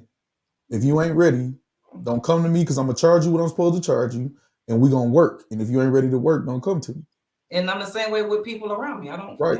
get away So, from it. so when people come to you, the problem is we have no, like I said, and I'm not even a religious person, but church did a lot for the community just by having that those guidelines, or even people being afraid to go to hell or something. And you build that discipline and you build consistency and all of those things, the building blocks to be able to achieve anything. So if somebody comes, they may really want to lose weight or work out or get in shape, but if they don't have the discipline, if they don't have those building blocks, they're not going to succeed. And it's the same thing with men and women, whether it's relationship wise or, mentality. If nothing in your mind checks you that you respect, who do Black women right now respect? Who are their teachers? Like, because we not it. They don't care what we talking about. And when I say that, I don't mean all women. You know what I'm saying? But who do y'all go to get taught? And not all of that is y'all fault either, because some of us could have been better teachers, and y'all always preyed upon also too, especially in this country. But if you're not taught those building blocks, then what are you gonna do? Even if you want to be better, like where do you go? Where do you go to learn how to be better? I was just about to say, I have examples, beautiful examples. My mother and father been together 43, about to be 44 years. My grandmother and my grandfather were together 63 years before he passed. Like, so I seen them in their roles and how I was supposed to act as a woman and how I was supposed to take care of my husband, my kids, how I was supposed to balance all that. I see that because my mother even made a statement yesterday when I think somebody said something about my cousin, and she's married, and my mom was like, you won't know until you're married. You can't understand why a woman does what she does for her husband because you're not in that position. And all you can do is, ask those questions to women who have been in great relationships, and their roles are what they are. And I hate saying roles, but I feel like every marriage is different regardless, but it's who you marry. And my father taught my mother things and my mother taught my father things. They grew up together. Like we don't have those relationships where I fell in love with you in high school. We grew up together and we learned how to be who we are together, and we molded our kids to be that way. So it's a lot of that. There's no examples of men being men in the homes and women being women in the homes. Like, that is the problem. Kids don't see those roles anymore. So that is, I feel like that's why the masculine and the feminine energy is like all screwed up, because we don't have good examples. You're right. We do have roles. I don't know why that's such a trigger for people. Yeah, right. And I roles at work. I don't have a role, But I have a role at work. When they find with following their role at work, right, exactly. Following their role at home, exactly. And that's what you just said. Like, that's what I mean. Like, I'm willing to teach. All of y'all are here willing to teach, learn, listen, all of that or whatever. We got to stick together and just make it more concentrated. And one of the things at this real quick, I took some time off and reflected and just looked at social media and everything. And I got tired of, I'm saying, okay, we all know what the problems are, right? And everybody just picking a side, and there's wrong on both sides, men and women. So we can just focus on your flaws, y'all can focus on ours, and that could just be a never-ending conversation or debate, right? But the problem is too many people are in the debate with no intention of finding a solution and actually putting action behind it. So we need to kick them out. So now I'm in a space, I'm not entertaining shit that's ridiculous. I'm not being open-minded. Well, let me hear you out just to show you that I do care about what you say and all that. That shit dead now for me, personally. After reflecting, I did that for over a year as an experiment to just see. Let me just be humble, give people a chance to just, I don't want to hear certain shit no more because I know it's stupid. They know it's stupid. And the reason why I know they know it's stupid, they don't come on these platforms. They don't come to y'all and try to attack y'all with them dumbass ideas they say in private, because they have to be held accountable once it's an audience listening to them. Mhm. So they're hiding. And then they come in to see what y'all talking about. Let me see what y'all talking about, get some information, and then go cook up something to dispel everything we talking about and keep spreading the bullshit. So now when I see it, I'm calling it bullshit. Get the fuck on. And that's what it is. Now my sword out. You know what I'm saying? And I feel like that's what we got to be. And that's my whole new movement about the progress. Now I'm not debating with nobody. We know there's not a lot of ignorant people here. People know we in the age of information. A person knows when something is wrong. That's why they hiding and saying it in private, arguing in private settings. And then you say, hey, come on the Breaking Barriers podcast and talk about it. No, I'm good. I'm good. Yeah, I bet you were.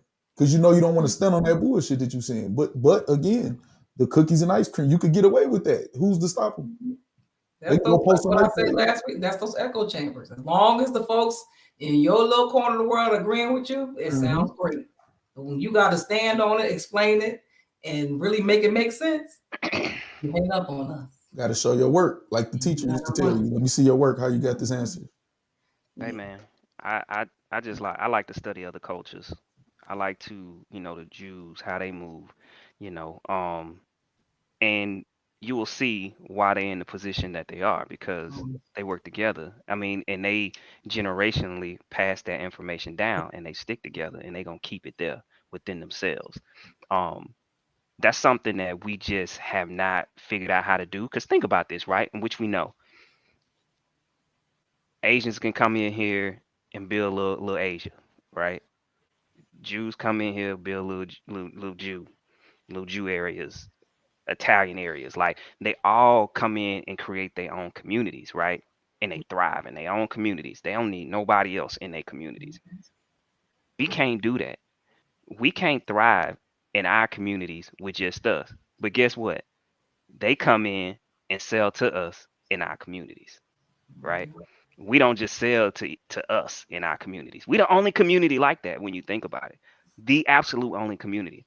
And then we push our best of our best out, because the best of the best don't want to stay in their community because they don't want to deal with the riffraff. So now we have that issue where it's like, think about this, right? The only people that we tend to protect in our community is like the athletes, rappers. We don't protect little Jimmy that is killing it, in tech, in robotics and all of these different things in school, right? We ain't protecting him. He a geek, he a nerd. Whatever happened to him happened to him. Which guess what? He grows up, he resents where he came from, and then he moves and he flourishing and he putting all his money into a whole nother community, right? Mhm. We're the only ones like that. We the only ones that don't see that in a child at an elementary age of this kid making straight A's, and see that as we have to protect that. We got to make sure this happens so they grow up and come back and take care of the community. We only looking at the other cat, Lil Day Day, that play basketball. What's his name gonna be Day Day? Cause, They got a lot cause, in sports. but you know what I'm saying? But we should be, and not that Lil Day Day don't need to be protected, because he do, but I'm just saying, like, our minds, we don't protect our minds. Nah. And we have to start protecting our minds too. We hate ourselves. Like we don't believe we really supposed to be at the top. We feel like when we do break through, we got on. Like we got over. Like we got to scam and get over to get over the top because we're not really supposed to be there. Like that's how we think. Like not us, but like how people think.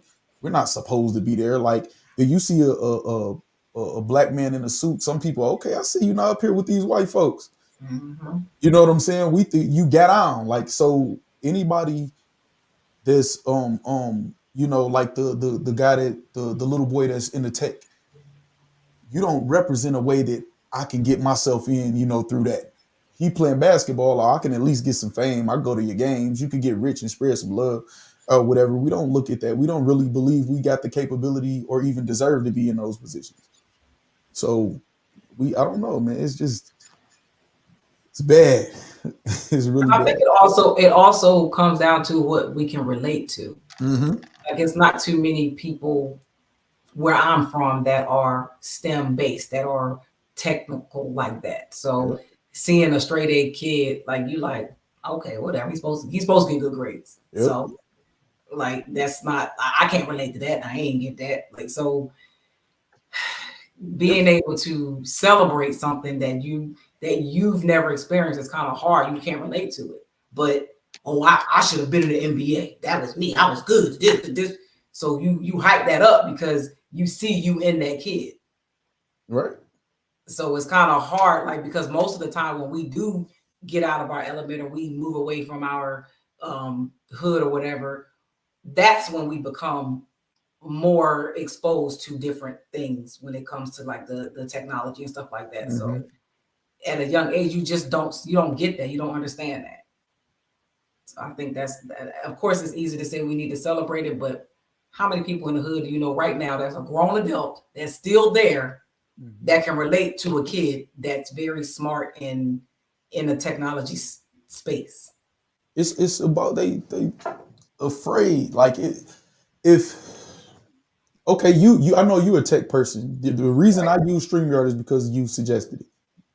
And I went from there. I didn't know anything really about anything technical. And as soon as you said, oh, yeah, I'm a techie, and I hit the refrigerator with the screen, Samsung, I believe it was, or whatever, I respected that. Oh, okay, that's what she does. But that's because I've been so many different places. I saw people that look like us, even though I'm from the hood, that does things. I know how to recognize greatness because I see it in myself. So I believe it's possible. I'm not so ego-driven that I think I'm the only one. Or just right, but you're older, right? So of course, think about your 25-year-old that's still in the hood. Mm-hmm. Like to them, that doesn't exist. The only thing that they can even think of is I know sports, and I can relate to that. Yeah, that's where we have to. And I always talk about when I spoke at the NAACP, and they asked me how you get them to listen because we got to relate to them first. When you see those guys in suits and they saying, "Hey, you're wrong, you're wrong, you're wrong," and I'm like, they know they're wrong. That's why they wear hoods and masks and do crimes at night or whatever. As soon as you relate and connect to them, and they feel you understand, because most of us just want to be understood growing up. Okay, now I know you understand me. Now I listen to you. Maybe I will go in a barbershop and sweep up that hair instead of robbing that liquor store. And that's what when we get on, and when I say get on, that even just us getting wisdom, that can be currency. When we get on and we learn stuff about life, we keep it to ourselves, and then we try to lord over everybody else, including like the younger generation, instead of relating to them and connecting with them, and then teaching them, and we can breed more people like that. Because I agree with you. You know, somebody they not just you can't just tell them the stuff we were saying, and they'll receive it and understand it and do the right thing with it at all. So we got to connect. We have to have concentrated groups throughout history, at the Black Panthers and all this stuff like that. We got to have some groups to where we attacking the problem. That comes with like having like me. I have a nonprofit, and the purpose of the nonprofit is to try to pour those things into kids, different skill levels back into the community. Of course, I need help with that, but I have a skill level that they don't have. So how can I give it back, show them how to do it? Because I can't tell you, oh, here, just do this. No, it takes some stuff to get to where that is to make that money, but it's a lot of money in it, and it's a lot easier than trying to get to the NBA. If you just know how to do it. But that's like speaking Japanese to somebody when they've never heard it before. Right. The only reason I know it is because I sacrificed and went to the military to learn it. There was no other way that I could have even fathomed or imagined to do it. And not everybody's going to make that sacrifice. So I made the sacrifice. So now let me go give it back to them. Yep. Now imagine 1,000 yous, or your types like doing this. Like how often is that going to happen? So like we go back to my little corner of the world. Right. It's only me. Yeah, no, you're doing your job. That's what I'm saying. More of us needs to do the job so it can grow, because it won't happen overnight. It won't happen in a week or a month. You know what I'm saying? I think we're so used to instant gratification. We swiping right, swiping left, up and down. We want stuff to happen. So some people I see excited about doing it, and then the glamour of it wears off, and it's just work. And our culture does not like work at all. That's the problem. Right there. Yeah. You know what I'm saying? I was gonna say that I think that people are afraid of failure, trying something new, and I think it matters like how much work you're willing to put into something and how long you're willing to be consistent. Didi said earlier, Didi was on Roland Martin on Monday, and she said on here, I didn't do anything crazy to be on there. And she Yep. gave the steps to what she did, but people were hitting her up like, "Hey, why? Can you mention my name?" It's like Yep. you could do that. I did the same thing. All you gotta do is do this, and this is how you can do that. So yeah, I think people are really afraid of failing, which I don't know why. I don't know where that came from, like this whole fear of failing, and They then failing just every putting day. in the work. They A lot of failing people every day. are afraid Yeah, to succeed as well. That's exactly, that's what it is. They don't want to yeah. do the work. They don't want to do the work, and they want you. Well, you on there, so you already in the door. Get me there. No, like you go on some people posts and meet some people. Like you act like people. They see us and they see people with confidence, and they think it's so easy. Like we never get nervous, we never get tired, we never feel down, and that's why we got to show them the work and then highlight each other. You know what I'm saying? We got to highlight when somebody say, "Man, it's just working out. It's so hard. I can't get a six pack." I can highlight you and say, "Well, look at her. Guess what she been through." You know what I'm saying? Guess And what people she been want, through? like somebody has stated something in here. They was like, they want like popcorn result. They want it to just happen. Like Yeah, I didn't even show up like this. right. Like it doesn't happen that way. Like it takes a lot of work and effort and consistency year after year after year. Not just, oh, 6 months I'll do some work and then I'll get on. No, it doesn't work that way. No, We you got have to been Most be putting taught. people, in. We have been taught the fear of failure. Our school system teaches us that you have to get 100% to be good. That's what you're shooting for, 100%. You can't get anything wrong. So a lot of people going in that system, well, if I get something wrong, I don't even want to do it. So they I shy ain't away good from enough. it. It's Yep. things that we've been taught. We don't want to do things until it's perfect, right? A lot of people have a hard time saying, you know what? I'm just gonna do it. Whatever, I'm gonna learn along the way. I'm gonna Mhm. get better along the way. I'm gonna get that rhythm in. I'm gonna grow with it. But this is what I want to do. They Yep. don't have a perfect plan. They don't know what to do perfectly, so they don't do it. And they want the results, like y'all are saying. They want them Yep. immediately. Yep. And it's like that's not how that works. That's just not life, right? Most millionaires, billionaires will tell you, like, yo, I didn't get here into my mid 40s. Like I didn't get into this space until my mid 40s. That's when I got in my stride. Yep. But we see them, right, as they're millionaires and billionaires. We don't see the 15 to 20 years that they've been grinding to Man. get to that position. I wish people would talk more about that than talking about what they had. People Yep. don't Yeah. talk because, like, a lot of people will say that. I can remember going through that same situation where it's like, bro, things seem like it happened easy for you. And I'm like, no, it happens easy. You think it happens easy for me. Mhm. Like, I'm grinding. You ain't see the hours. You ain't see the sleepless nights that Mm. it took to get in, put into this. Like, I knew Yep. this is what I wanted. You didn't see the studying, the understanding, because we come from the same place, bro. I ain't know nothing about money. You know what I'm saying? I had to figure it out. I had to learn. I had to put the reps in to get an understanding that money is a tool that we use to live. It's that simple. And I feel like that's the basic. And I know this is totally different from the topic we're talking about. Yeah. But once we understand that money is the tool that we use to live, I think people understand how to make it and consistently make it and let it grow. Don't look at it as something we have to hold on to and keep in our hands. So yeah, I, Really, Tom? I must have missed that. Where that come from? Bro, that's That's that. random. He just said it. Oh, Yeah. but But I, no, I agree with you, man. And you know who does see that though, Adrian? Like their people, teach them that stuff and they see the grind and they know what it is. You can have a millionaire dad and you got to go out and have a lemonade stand as a young kid to go earn some sneakers or something that you want or whatever. And they teach them those values. And I just made a video and Didi had made a post talking about respect, how it should just be standard. That's automatic. We highlight and we celebrate mediocrity. We try Mm. to pump it up so we can get comfortable staying where we at and don't have to do any more work. You know what I'm saying? So if I feel like I can just go get a fake Rolex and whatever else, and as long as I'm getting women, as long as I'm getting attention, as long as I'm popping on social media, that I'm winning and I'm successful. What's going to motivate me to do anything more? And Yep. and we feel like money, like you said, money is a tool, but we feel it gives us actual value. Like we think having some money makes us better, like Mhm. some type of way. I don't know, and it doesn't.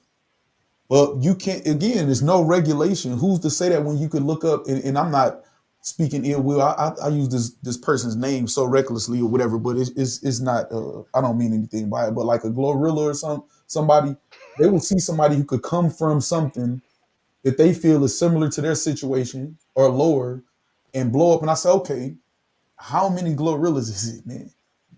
Like out of every, you think you're going to be the one out of 10 million people that this will happen to, and look at the train wreck that some of these people are. I don't want to say that about her. I don't know enough about her to say that, but we bank on that because all we're doing is this, and we basing our dreams and our goals off what we seeing instantaneously. Like Valentine's Day coming up, it's some visions of Gucci bags and Louis bags and cruises, shit, ocean. You know what I'm saying? Nothing. So the delusion is real. In the wrong place, man. The delusion is real. I agree with him when he said the standards that our kids have at school. Like, as a parent, you just be like trying to, my son, when he gets his report cards or whatever, I'd be like, everybody is not an A, B student. And I get that. Everybody's mind work different. I said, but did you do your best? And if he said yes, then I'm like, well, damn, 50% is your damn best, and we're gonna keep it pushing. I don't think so. Because everybody not the 50, boy. I'm at 50 now. Shit. You just wrote your name on the paper. But some people don't grasp things quicker than other people, or it might just be that's the wrong teacher for you. So like I tell him, I was like, well, what didn't you understand? What can we do to fix this? So that's my whole thing. I don't like that grading system because some kids don't know math and some kids are amazing at science. And you know what I'm saying? I feel like just let them study in the fields that they're great at and keep it moving. Like, why am I wasting my time at something I don't want to do or I am not enjoying? But I say to my kid, as long as you tried your best, I'm cool. No, I told him he bring a goddamn 60 miles again on his day. Look, so Montessori school is like that. Sometimes it isn't the kid. Yeah, Montessori. Yeah, no, because now he got 80s. It was him. Yeah. And that's what I was about to say. So if we give them the outs, the kids gonna take the outs if we give them the outs too much. Especially boys. The thing is, it's not about, because I agree with as far as I hated doing any subject that I felt I wasn't going to use, but where your weaknesses are and overcoming those builds the character, man, and the conditioning you need to survive in life. Exactly. Because if you could just lull them in like, well, hey, no, okay, how can we improve? Even if it's a 50, you can get to a 60 or something. You can do better because you can do more, less game time, less this or that, and more this or whatever, and keep pushing and striving them for them to do better. Like now, something like band class, I don't like that people get graded off of that. I happen to be good, but what if I wasn't? Everybody not going to be able to play an instrument. So I would understand, like that. But like, no, we gotta, and effort is important. When our kid just scribble something on a piece of paper, you'll put that on the refrigerator until you teach them how to color in the lines. Now you're going to grade it on effort. You're not expecting a Picasso, but you're going to say, hey, you could do better than that. You got all these lines outside this box. You're not down on them, but saying, hey, put some more effort into this. So I understand and grading by effort, but as they were back then. Our teachers we had growing up are not these teachers nowadays. There's as many great teachers or caring teachers as there were back then either. And that no kid left behind crap should have been left behind, because it's just like they don't leave them behind. They just push them forward and they're not prepared to go to the next stage. That's like giving everybody a trophy and be like, you tried. No. Yeah, that participation trophy is ridiculous. I don't play with these teachers. Give me the fucking answers and how to work it out. I'm not figuring this shit out. Give me what you got, because I'm not doing all this. I'm not doing all this work. I'm not in school no more. Give me the stuff. Changing it. I'm not going to show them the answers, but I need you to help me so I can help you. We can help him. And then send it home and talk about get your parents to help you. Well, we're going to do the math the way I learned the math. And she's like, well, that's not the way we're learning. Well, ma'am, then you should have did your job. You getting paid for teaching him, not me. I teach him how to be a good human, not how to be a math student. No. They give me all the teachers' answers and the worksheets with the teacher stuff on. Hey, and that's the thing. I'm real quick. I tell my son, I said, y'all kids shouldn't be as stupid as y'all are because y'all got Google. We didn't have that. We actually had to go look up in dictionaries and everything if I was a kid. we had to Man, go look up this stuff. I literally we still type had in calculators in of it. the damn paper on Google and it pops up with the damn answers. Like, please stop being stupid. It's the entitlement though, but that's what I'm saying. Like if you this is not me saying I understand exactly what you're saying about the like 50% or whatever, but you give them an out, they're gonna take it. Mhm. Like so we gotta push them more. I agree with you. The teachers aren't the same at all, like not even close. I still in contact with my teachers. It was a different type of relationship back then than it is now. Teachers But still that means alive? we got to come together as a community. Yeah, You do. no, they are. So hey, Dang. and listen though, barely though, for real. Like barely if you being serious. We being serious, barely. Gray hair don't really mean nothing nowadays. I know some 30-year-olds that got a full gray head. Yeah, man. And this we gotta do more work, and that's what we don't like to do in our culture. We don't like the work. Nope. We don't. They want And, everything. and it's our fault. People did a lot of the work previous to us. Like they did a lot of the work for us, and we reaped the rewards, and we threw a party, and we just threw all that shit away. And now we stuck here. We got to do some more of the work to get back right. And people don't want to work. We could all have a lot of money, but nobody want to do that damn work for couponing. For real. And be like, do it for me, I'll pay you. There's plenty of websites out there that'll do the work for you, man. Yep. Don't ask me how I know. Then you don't want to get the money back. That's me, student of life. I want to learn everything, man. Listen, we got one more topic we're gonna go over. Oh, my bad. Go ahead. And then we're gonna be done. So I don't even know where this question came from. And everything was chaotic last week, so I don't remember if we even talked about it. If we got to this, I know it was a topic for last week, but oh man, I had a daggone video for that one topic and I forgot. Oh well, too late.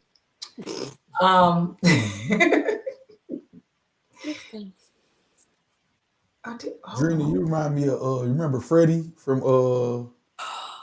you know what I'm talking about? A different world. Different world. Yeah, Like the hairstyle. I finally combed my hair. I've I've been rocking a puff the last 2 weeks. Yeah. Did we talk about this? I'm a little tipsy, y'all. Y'all, this is terrible. Was that? Did we talk about this topic? No, that's the main. That's what I was waiting on. I think. Okay, I have a video. I was like, wait a minute, I got a video. Why are Black women the least married? See, this is what I get for drinking that whole drink. That's what I get. I don't know. We're gonna watch this video real quick about why Black women are the least married. Said it was gonna cause some tension, and that's okay. I stand on everything I said. But since y'all are having such a disconnect, let me go ahead and break it down for you. You don't have to go to college to find a man. But what's not common is you don't see a lot of Black women sitting in the audience either engaged or married, even though we are the most enrolled. On top of that, 1 in 4 of us are married. So even though Black men marry us at higher rates than they marry outside of their race, and they are the demographic that marries interracially the most, they're still not marrying Black women at substantial rates compared to other races. White women almost double in marriage. What I'm speaking to is a mentality. Black women is the only group of women that says things as a collective. I don't need a man. I'm strong and independent. Fuck a nigga, get money. I can raise my kids on my own. I can do everything by myself. We're the only group of women that disassociate ourselves from our men. And the very moment that they come with their preferences in response to our standards, we have the audacity to say things like they're insecure, sassy, zesty, misogynistic, or they just simply hate Black women. Y'all don't practice what you preach. A lot of y'all are trying to heal from the hurt that your father caused, and you taking it out on every man as if you dated every Black man, and then we'll have the audacity to say, well, these men are not doing this, these men are not doing this. The definition of insanity is doing something the same way, expecting some different results, and y'all keep doing stuff the same way because it's a mentality. So I'm fine if you want to argue, but make sure you can sustain. That was it. Sorry, it cut off.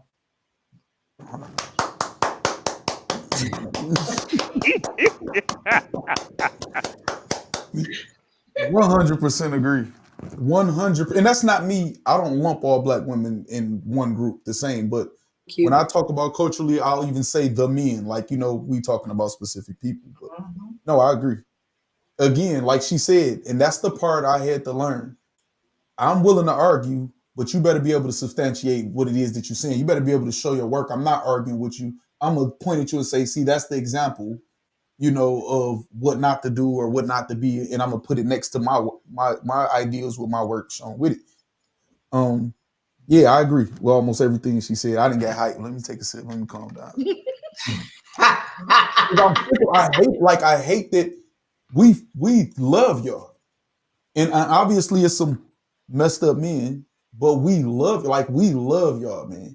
Like when it come down to it, man, I feel like most men. I don't want to say most because I don't know, but the average black man that I know, if something is happening to y'all, we right there, man. I'm gonna put my chest in front of them gunshots, them knife swings, all of that shit. I've done it in my life. I do it for my mother, my girlfriend or wife if I got married or whatever. Like we really love y'all, man, and we want to be what y'all say y'all want us to be. We're tired. You got to have this and you got to do this. Look at us striving to get all of that shit, killing ourselves. Like we striving to get out. Like he said, the regular man isn't appreciated. Like I can't be regular and say, hey, you know what? I've grown up in the finer things in life you can't buy. I want to just be respectful and I want to travel and see the world and I just want to be a kind person. All that. Yeah, where the money at? Like that's how we striving to get all of these cars and all that, men collectively or whatever. And when you buy into that, it's never enough. It'll never be enough. I think that perspective comes from the type of women. Like if a woman is only wanting these things, like constantly needing, Mm-hmm. it may be the type of women that these men are choosing. The same way I go at women for choosing the wrong types of men. Right. Because the average black woman who respects the black man is fine with whatever he given, as long as he's putting forth effort, he's consistent. Y'all a minority though. Consistent. Right. I believe y'all are a minority. Really not an issue. I believe y'all are a minority. I agree that maybe all of y'all look at it like that. The ones that are like y'all, but y'all are a minority. Even the good ones, if you buy into any pop culture, you know how you put that one, you could have a 5-gallon jug and you put 2 drops of ink in it and the whole thing is contaminated. You buy into any pop culture and you bring that, like she said, the mentality. If you have a certain mentality, you can have all the best intention in the world. It's not going to work. So I believe the concentrated group of y'all women who do think like that, I agree. That's what it is. Before I had some technical difficulties, something didn't happen. The weird thing is, one time I think when a guy was talking, he's like, "Well, what do you want? Like, what do you want? I just want you to be you. I want you to be okay." Like men don't believe that we exist where we just want you for you and not what you have. Like, I just want you. And like, he was just like, no, but really, what do you want? Like flashy stuff and all that other stuff, it does not do anything to me. And men don't believe that these type of women exist. The one thing you can give me that is the most valuable thing in this world is your time.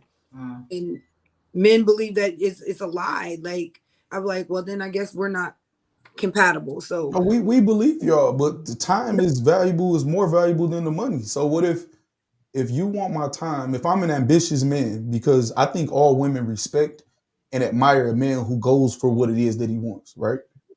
Mm-hmm.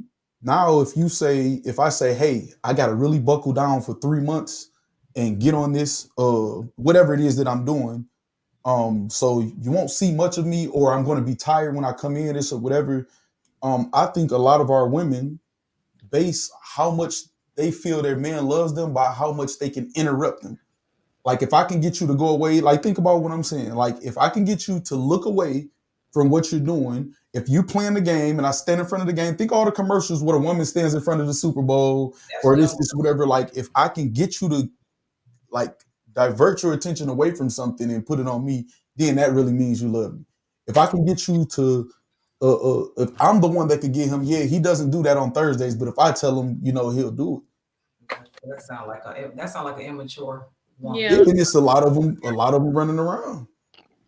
And now the ones from like, I feel like my era, I have a completely different mentality, but It's a lot of women running around that's like that. Like look at the memes in the post. You know, he got to accept my mouth, or this, that, whatever. You don't have to ask for a dime, but if you a asshole, you know, I don't want to use another word or whatever, then what's the difference? Like, I don't want to deal with that either. There's always some type of attitude about something that's not enough, because I feel like not enough women had their fathers, so they're looking for a second chance to be a daughter, not a wife. I think they're looking for a second chance to be a daughter and a spoiled daughter. I think a lot of women want men to adopt them. That's why you hear a lot of, well, daddy, can we go this? Oh, I want this. Oh, I want, like, you hear them talking like children.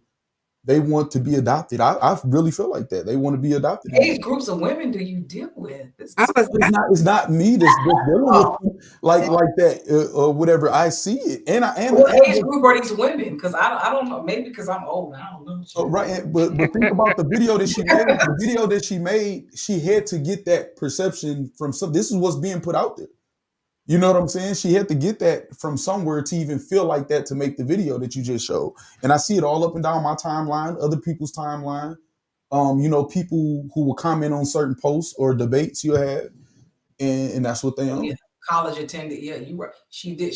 I'm glad she said that. She did quote that Black women being the highest number of college attendees. So it may be the correlation between that age group. Because I'm like, yeah, that would. Yeah, because they're kids. See, but how far do the age go now that we consider people kids now? I don't know, but in college, you're still a kid to me. If I was a kid. If you're 30 to a 50 or 55-year-old, you still a young buck. Like, you know, so I understand, but I think everybody is trying to be a kid still. Not, you know, obviously not 100% of everybody, but look at all of this stuff. Like, it's the social media and pop culture thing. Like, But social media is a project. It's an experiment. It's not real life.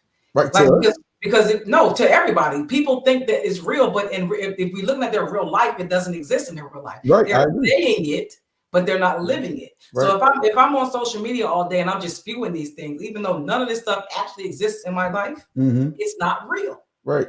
I can scream all day about these things about I want this man to make this much money. Right. He got to be this tall. He got to do this. But in reality, you've never had any of these things. Yep. Nobody around you have ever dated anybody like this. So it doesn't exist. You're just saying it. Exactly. I agree. And it's like a chant. Like, people only they're chanting it, but keep posting it and saying it over and over. They're programming themselves that it is real to them. So they're moving as if, you know, they're okay. They know it's not real, but they're chanting it. It's just like when you don't know it's not real. That's the delusion of it. Yeah, that's what I'm saying. Like the delusion. Daniel, I agree with you. Lots of men are childish into their 40s. Absolutely agree. Yeah, for sure. They want their mama. They want a mother to date and child. that's I agree. We definitely matured, you know, at a slower rate. Yeah, but the one thing about social media is a lot of these people really think it's for real. Yes. Like, this is their entire life and nothing else exists. They will neglect actual people around them. Yep. For what's on their phone. Yep. Yeah, that's why we got to start showing them the work. Like, we got to start to separate, to draw a line. If somebody could just say, "Hey, I'm the court queen." She talking about she the court queen. I'm the court queen. The court queen isn't just how you look; is what you did and what you did to get there and what you do to maintain it is a part of it, right? The crazy part about your statement right now is that people who have access to me on a regular basis, they see the evidence of who I am. Right. And sometimes it doesn't even matter because it could be something bigger and it may not even be real. Right. But it's on this phone. And I gotta get this. And half these people don't even really have what they're presenting to have. Right. And you can see evidently what I have. Right. And what I do on a consistent basis, but they'll go somewhere else. I feel like we don't, and I agree. I feel like we just got to start highlighting that more, and also just denying access to people who not of that mindset. Like, I don't want to be friends. I don't want to have pointless dialogue. If you come in and you're trying to push something, like some of the narratives or some of the things that we're talking about that we disagree with, I'm against it. you know, I'm not going to be open-minded to that. I think that's where we're at right now. I think we have to draw a fine line and we have to fight to keep them on that side of the line, like destroy it. That's what I think. We need to be regulated. Like we have too much freedom. Are the least married because they don't genuinely want to be. They don't want the man that will marry them. They don't want to prioritize them. They want to be a city girl and still have someone to come home to. It doesn't work like that. Can we age group on these type of women? Because I mean, my group of people I hang with ain't like this. Y'all like, minority. Y'all special. Like, if that's the case, y'all special. Most of my friends are married. Yeah, like, they're married or engaged or in relationships. Like, damn, I'm just like, when they be like, we're doing couples trips, I was like, y'all can all go to hell. I can't do it. Like, where's the but out of my grandparents have 7 granddaughters and 4 of them are married. I agree with that. What Kimberly just said. Let me see. I ain't gonna tell y'all the statistics on my family because it's a damn shame. I think it's it's a lot of grandkids. There's a whole bunch of them, and yeah, like if we married. Most of the guys in my family are married. No, the one that was married, she passed away. Yeah. But none of them are married. You know, the men get to choose those women. Like it's looked down upon a woman when she want to ask a man to marry them. But if it was the roles were reversed and we got to ask, shit, I would have probably been married. Women asking.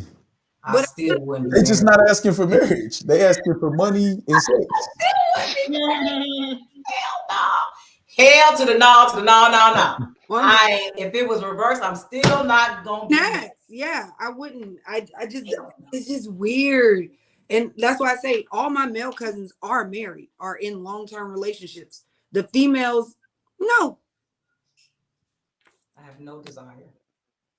Yeah, I think for me, the women is kind of, it's a little split, but male cousins definitely married or thinking about marriage or committed. Yeah, it's definitely lopsided. So, and this is the funny thing, because when you start to think about that, like a lot of people be like, yeah, the men in my family typically get married, but then you like the women aren't. Something to think about. You know what I think play a part?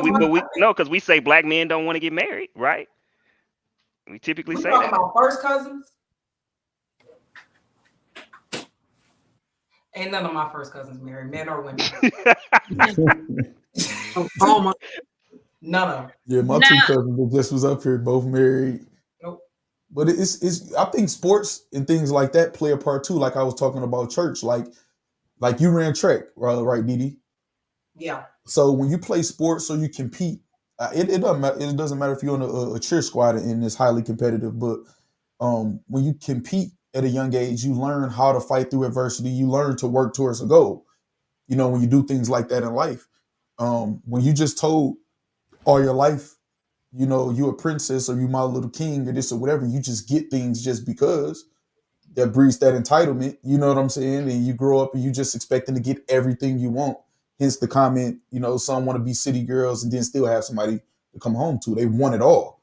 Whatever feels good to me in the moment, I just want that. Like, I'm not going to be committed to anything, though, because I haven't been committed to anything my entire life. I haven't had to be. That's so because we got to find a way to instill the stuff that church used to or that sports does. Like, we got to figure out a way to do that if we go help other people. Or else we just go be off to our own and just say, well, hey, I'm good, which a lot of people are starting to do. Thank you, Kim. I think that a lot of women want the wedding. You know, I think you see that princess life. You want the wedding. Yep. But I mean, think about that, you know, all the little movies. It's, you know, you get pursued, you get married, the little love affair, and then you go live happily ever after. No one talks about the happily ever after, right? Like what that looks like and how being in a marriage, you know, is supposed to look on a day-to-day basis. You know, it's not glamorous. Like they make everything up to it. You know what I'm saying? Mm-hmm. And I think that's part of it as well too. It's like, yeah, because people want to spend all this money on a wedding, but you gotta live. Y'all gotta live. Yeah. Kadeem.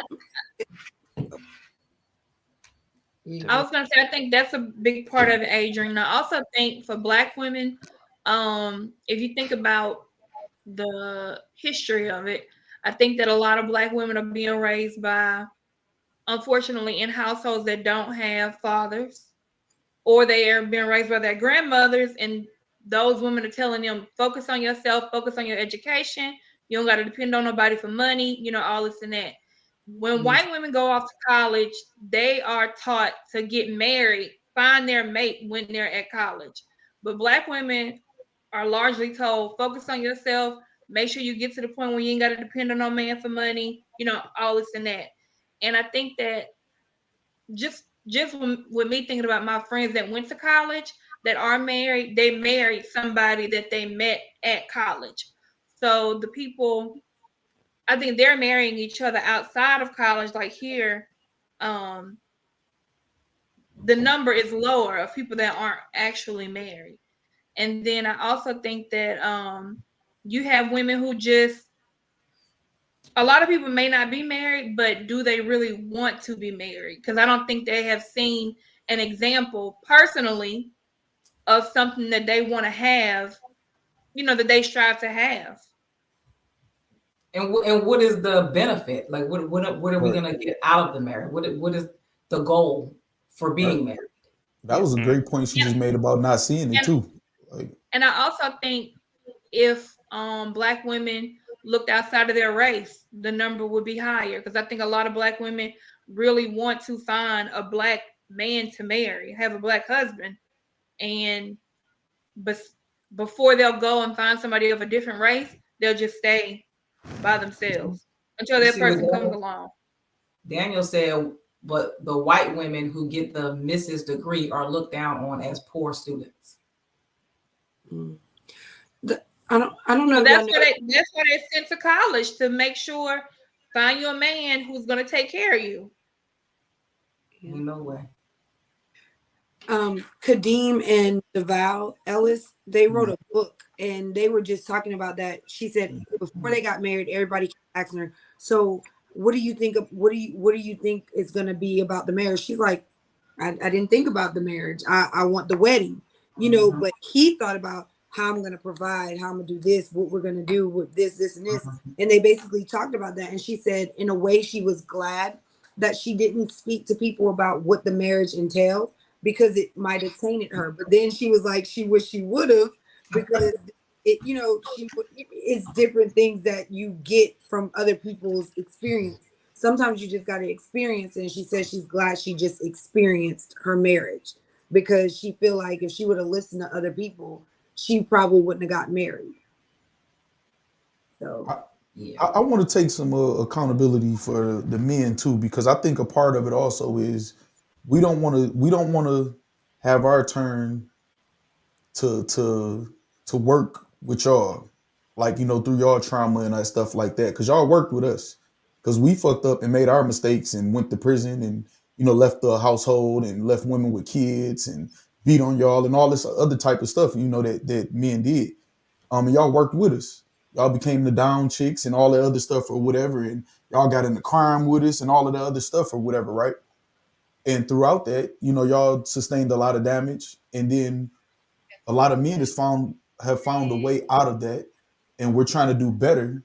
And now it's our turn to kind of weather the storm with y'all, to try to help y'all get back on track. And I don't think a lot of us are willing to get down in the trenches with y'all like y'all got down with us, and start from there and say, hey, I'm gonna sacrifice, what I could be doing, because I'm committed to healing with this woman and doing that. So I believe men can take some accountability as far as that. We don't get down in the trenches with y'all like y'all did for us. We just kind of like, hey, just listen to me. I'm gonna show you how to do it, and we could.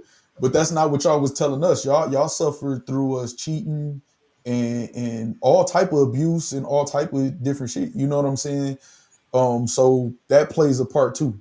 And that's another thing that, I reflected about in the past few months or whatever. Like, what more could we do? Or what have they done? Because we was fucked up. You know what I'm saying? We took y'all through some shit, and y'all held us down. Y'all done stood in courtrooms, went to jail. Y'all done had babies. held the babies down. Y'all done dealt with, side bitches and all type of other shit or whatever, and still held us down. So now it's our turn to deal with some of y'all trauma, and a lot of us ain't up for the task. Like, no, fuck that. And that's why you see the little passport bros and all the other shit. Like, we just go run over here and find the easy way out because we got more options. You know what I'm saying? So I do want to say that we got to take some accountability too as men and try to do more with helping y'all, heal from a lot of the shit that we put y'all through too, along with, this country and the world. Wow. You better take some accountability for the Chris. I hear you. I'm trying. It might be what's up in this little cup though. Hey, we'll take it. We can get I think I'm messing up. We'll take it. If we never hear it again, thank you. Right, we got it on record. Had to play No, that. we ain't got in the trenches with y'all like y'all did us, man. Like, not at all. Lisa said that society doesn't want us to be in marriages. The goal was to break down family households, and through mainstream media and other things, they have been successful. This is true. We're powerful together. They know it. Yeah, we could be together. I just ain't signing no paperwork. And that's fine too, because back in the day we couldn't sign no damn papers anyway. No. Yeah, that's a whole different implication. You making a business agreement now, like that's a whole different. That's somebody else's idea. That's too much. Yeah. We can do a power of attorney for whatever I want you to. No, I'm not sharing. I'm staying. But I will say, more of us can trust more of y'all when it comes to that, as far as a certain age group. You know what I'm saying? I feel like I'm 42. Women of my generation, a lot of them are loyal. Like, it's people in my life who I know that's not their goal. Like, they wouldn't try to steal from me or no, they don't even think like that or whatever. It just comes with this pop culture now. It's like everybody out for themselves. You know what I'm saying? So it's kind of like, man, for real. Like, I got to get out on you before you get out on me, or let me make sure I got this covered for when this happens. Like, it's too much. Yeah.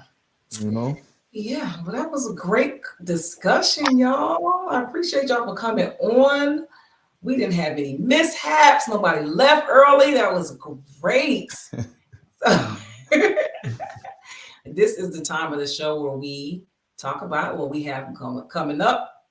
So y'all can go and let the folks know what you got coming up.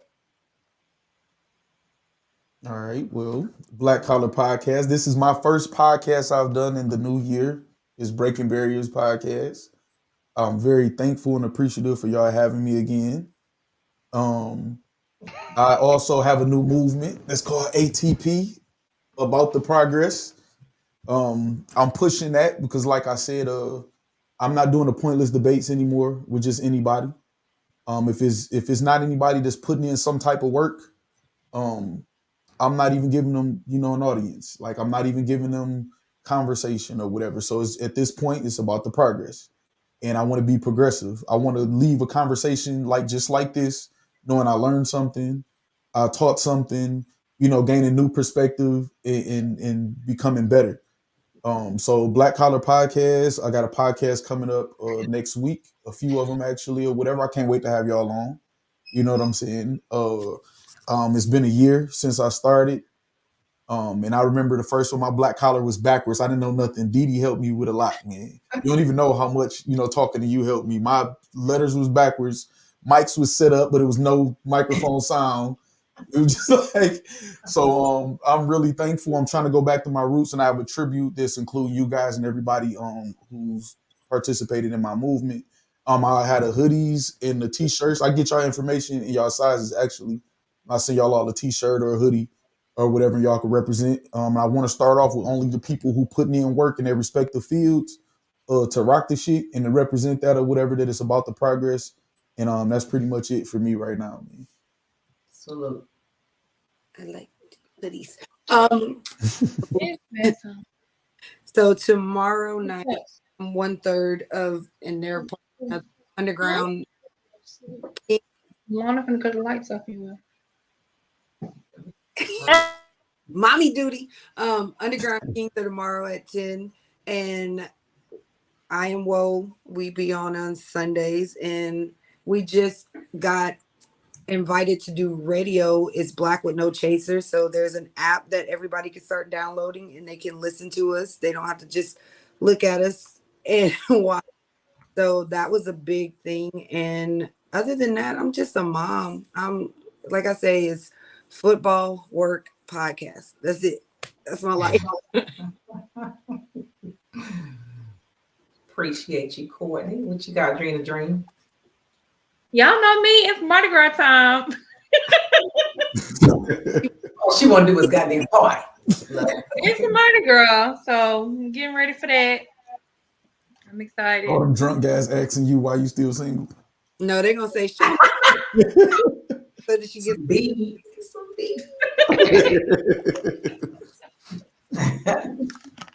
What you got, Adrian? Yeah, so of course I've been doing the building up my coaching business. Actually going to be doing a training on confidence. And I'm really gearing towards helping people with their careers and get to the next level in their careers. One thing that we definitely know is when it comes to negotiating your salary, you got to have that confidence to ask for what you deserve. We definitely don't do it. And I'm teaching people, those perspectives of what that look like. A lot of times, we get offers and they offer us the low end of what they're willing to offer. And, just to say if the job is 65 to 95, K that they're willing to offer you, then they're going to offer you 65. So it's up to you to ask for what you deserve. 80% of companies are expecting you to counter their offer, but only 20% of the people counter the offer, right? They're expecting you to counter, but they don't. So I'm just teaching people how to get their bread, stuff like that. But man, I got a lot coming. Yeah, stick with me, especially coming into the second quarter of this year, man. I got a lot. So yeah, it'll be coming out slowly, but it's coming. Is that a Saya Collective hat you have on? Yeah. Oh, you heard of it? Oh, yeah, no, Devlin. Yeah. Carter. Yeah. Yep. I was wondering what that was. I thought it was a Supreme hat at first. That's Saya Collective, black owned. He makes sneakers. Yeah. Oh Yeah. yeah, I've seen him. Didi, what you got coming? No, I'm joking. No, I don't have a lot. I don't think. I'm too drunk to think of it anyway. If I do, February 17th. Oh, Super Bowl, baby! I ain't got my cup. That's some bullshit.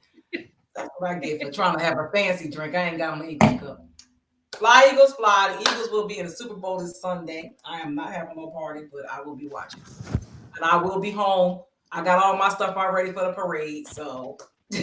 It's a win-win for me, man. I want y'all to win. I feel like y'all deserve it. It's a win-win. Those two black quarterbacks in the Super Bowl. Oh, yeah.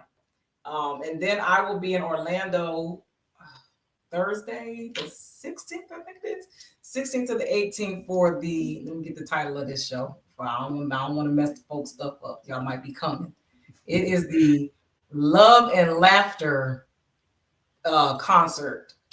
It has Jacquees, Drew Hill, Silk, Bobby Valentino, and Money Train. So we'll be there performing on that show. Doing some radio promos that weekend in Orlando. So yeah, I think that's all I got. If I got more, child, I don't know. I'm sleepy. I got a train at 6:30 in the morning. So yeah. But that's it.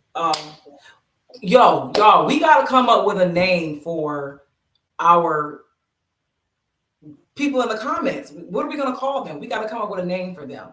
If y'all want to vote on a name, let us know what y'all want to be called. We gotta call them something. They used to be called the Battle Buddies, but we're not the Battle Buddies anymore. So Breakers. They're the Breakers. Something like that, like something construction related to like breaking barriers or something like that. Breakers. And if y'all like Breakers, we're gonna go with it. If y'all want to be called the Breakers, we're gonna call y'all the Breakers. Daniel, Daniel, you always got to be. What is that said? Road Gallery? No. Peanut Gallery? No. Right. Girl We called them appreciate SWAT, y'all. man, like they raiding and busting down. Right. Fucking insurrectionists. No, I'm joking. We appreciate y'all for coming in the comments every single week. Make sure y'all like the video on YouTube. That's how YouTube uses the metric to like make our video be seen more and more on the platform. So like it, please. Oh, I like that one, Lisa. The barrier busters. My cousin, for some reason, she couldn't comment on either one. She been texting me this whole time. She said wrecking balls or wreckers. Wrecking balls. I don't know about the balls part. Wreckers. I like the barrier busters. I like that I one. like that too. Barrier brigade. Oh, that's a tongue twister. Barrier brigade. No, I love the word brigade. I don't know why. I like barrier busters. I think that's what we're call it. I don't know. We'll think about that. But if y'all want to come on the show, let us know. Inbox us, DM us. Don't come up. We might have to interview you. Don't come over here with no BS. If you have a topic that you want us to talk about, DM us, inbox us, or text that number that goes across the screen. Daniel, I got time for you and these big ass words. What's wrong? We'll chop it up with y'all next week. We appreciate y'all once again, but make sure y'all check everybody out. We got Black Collar 6 podcast, Iron Wool podcast, and the Breaking Bears podcast. So check everybody out. Y'all stay tuned. We got some more for y'all next week, and we appreciate y'all. Bye.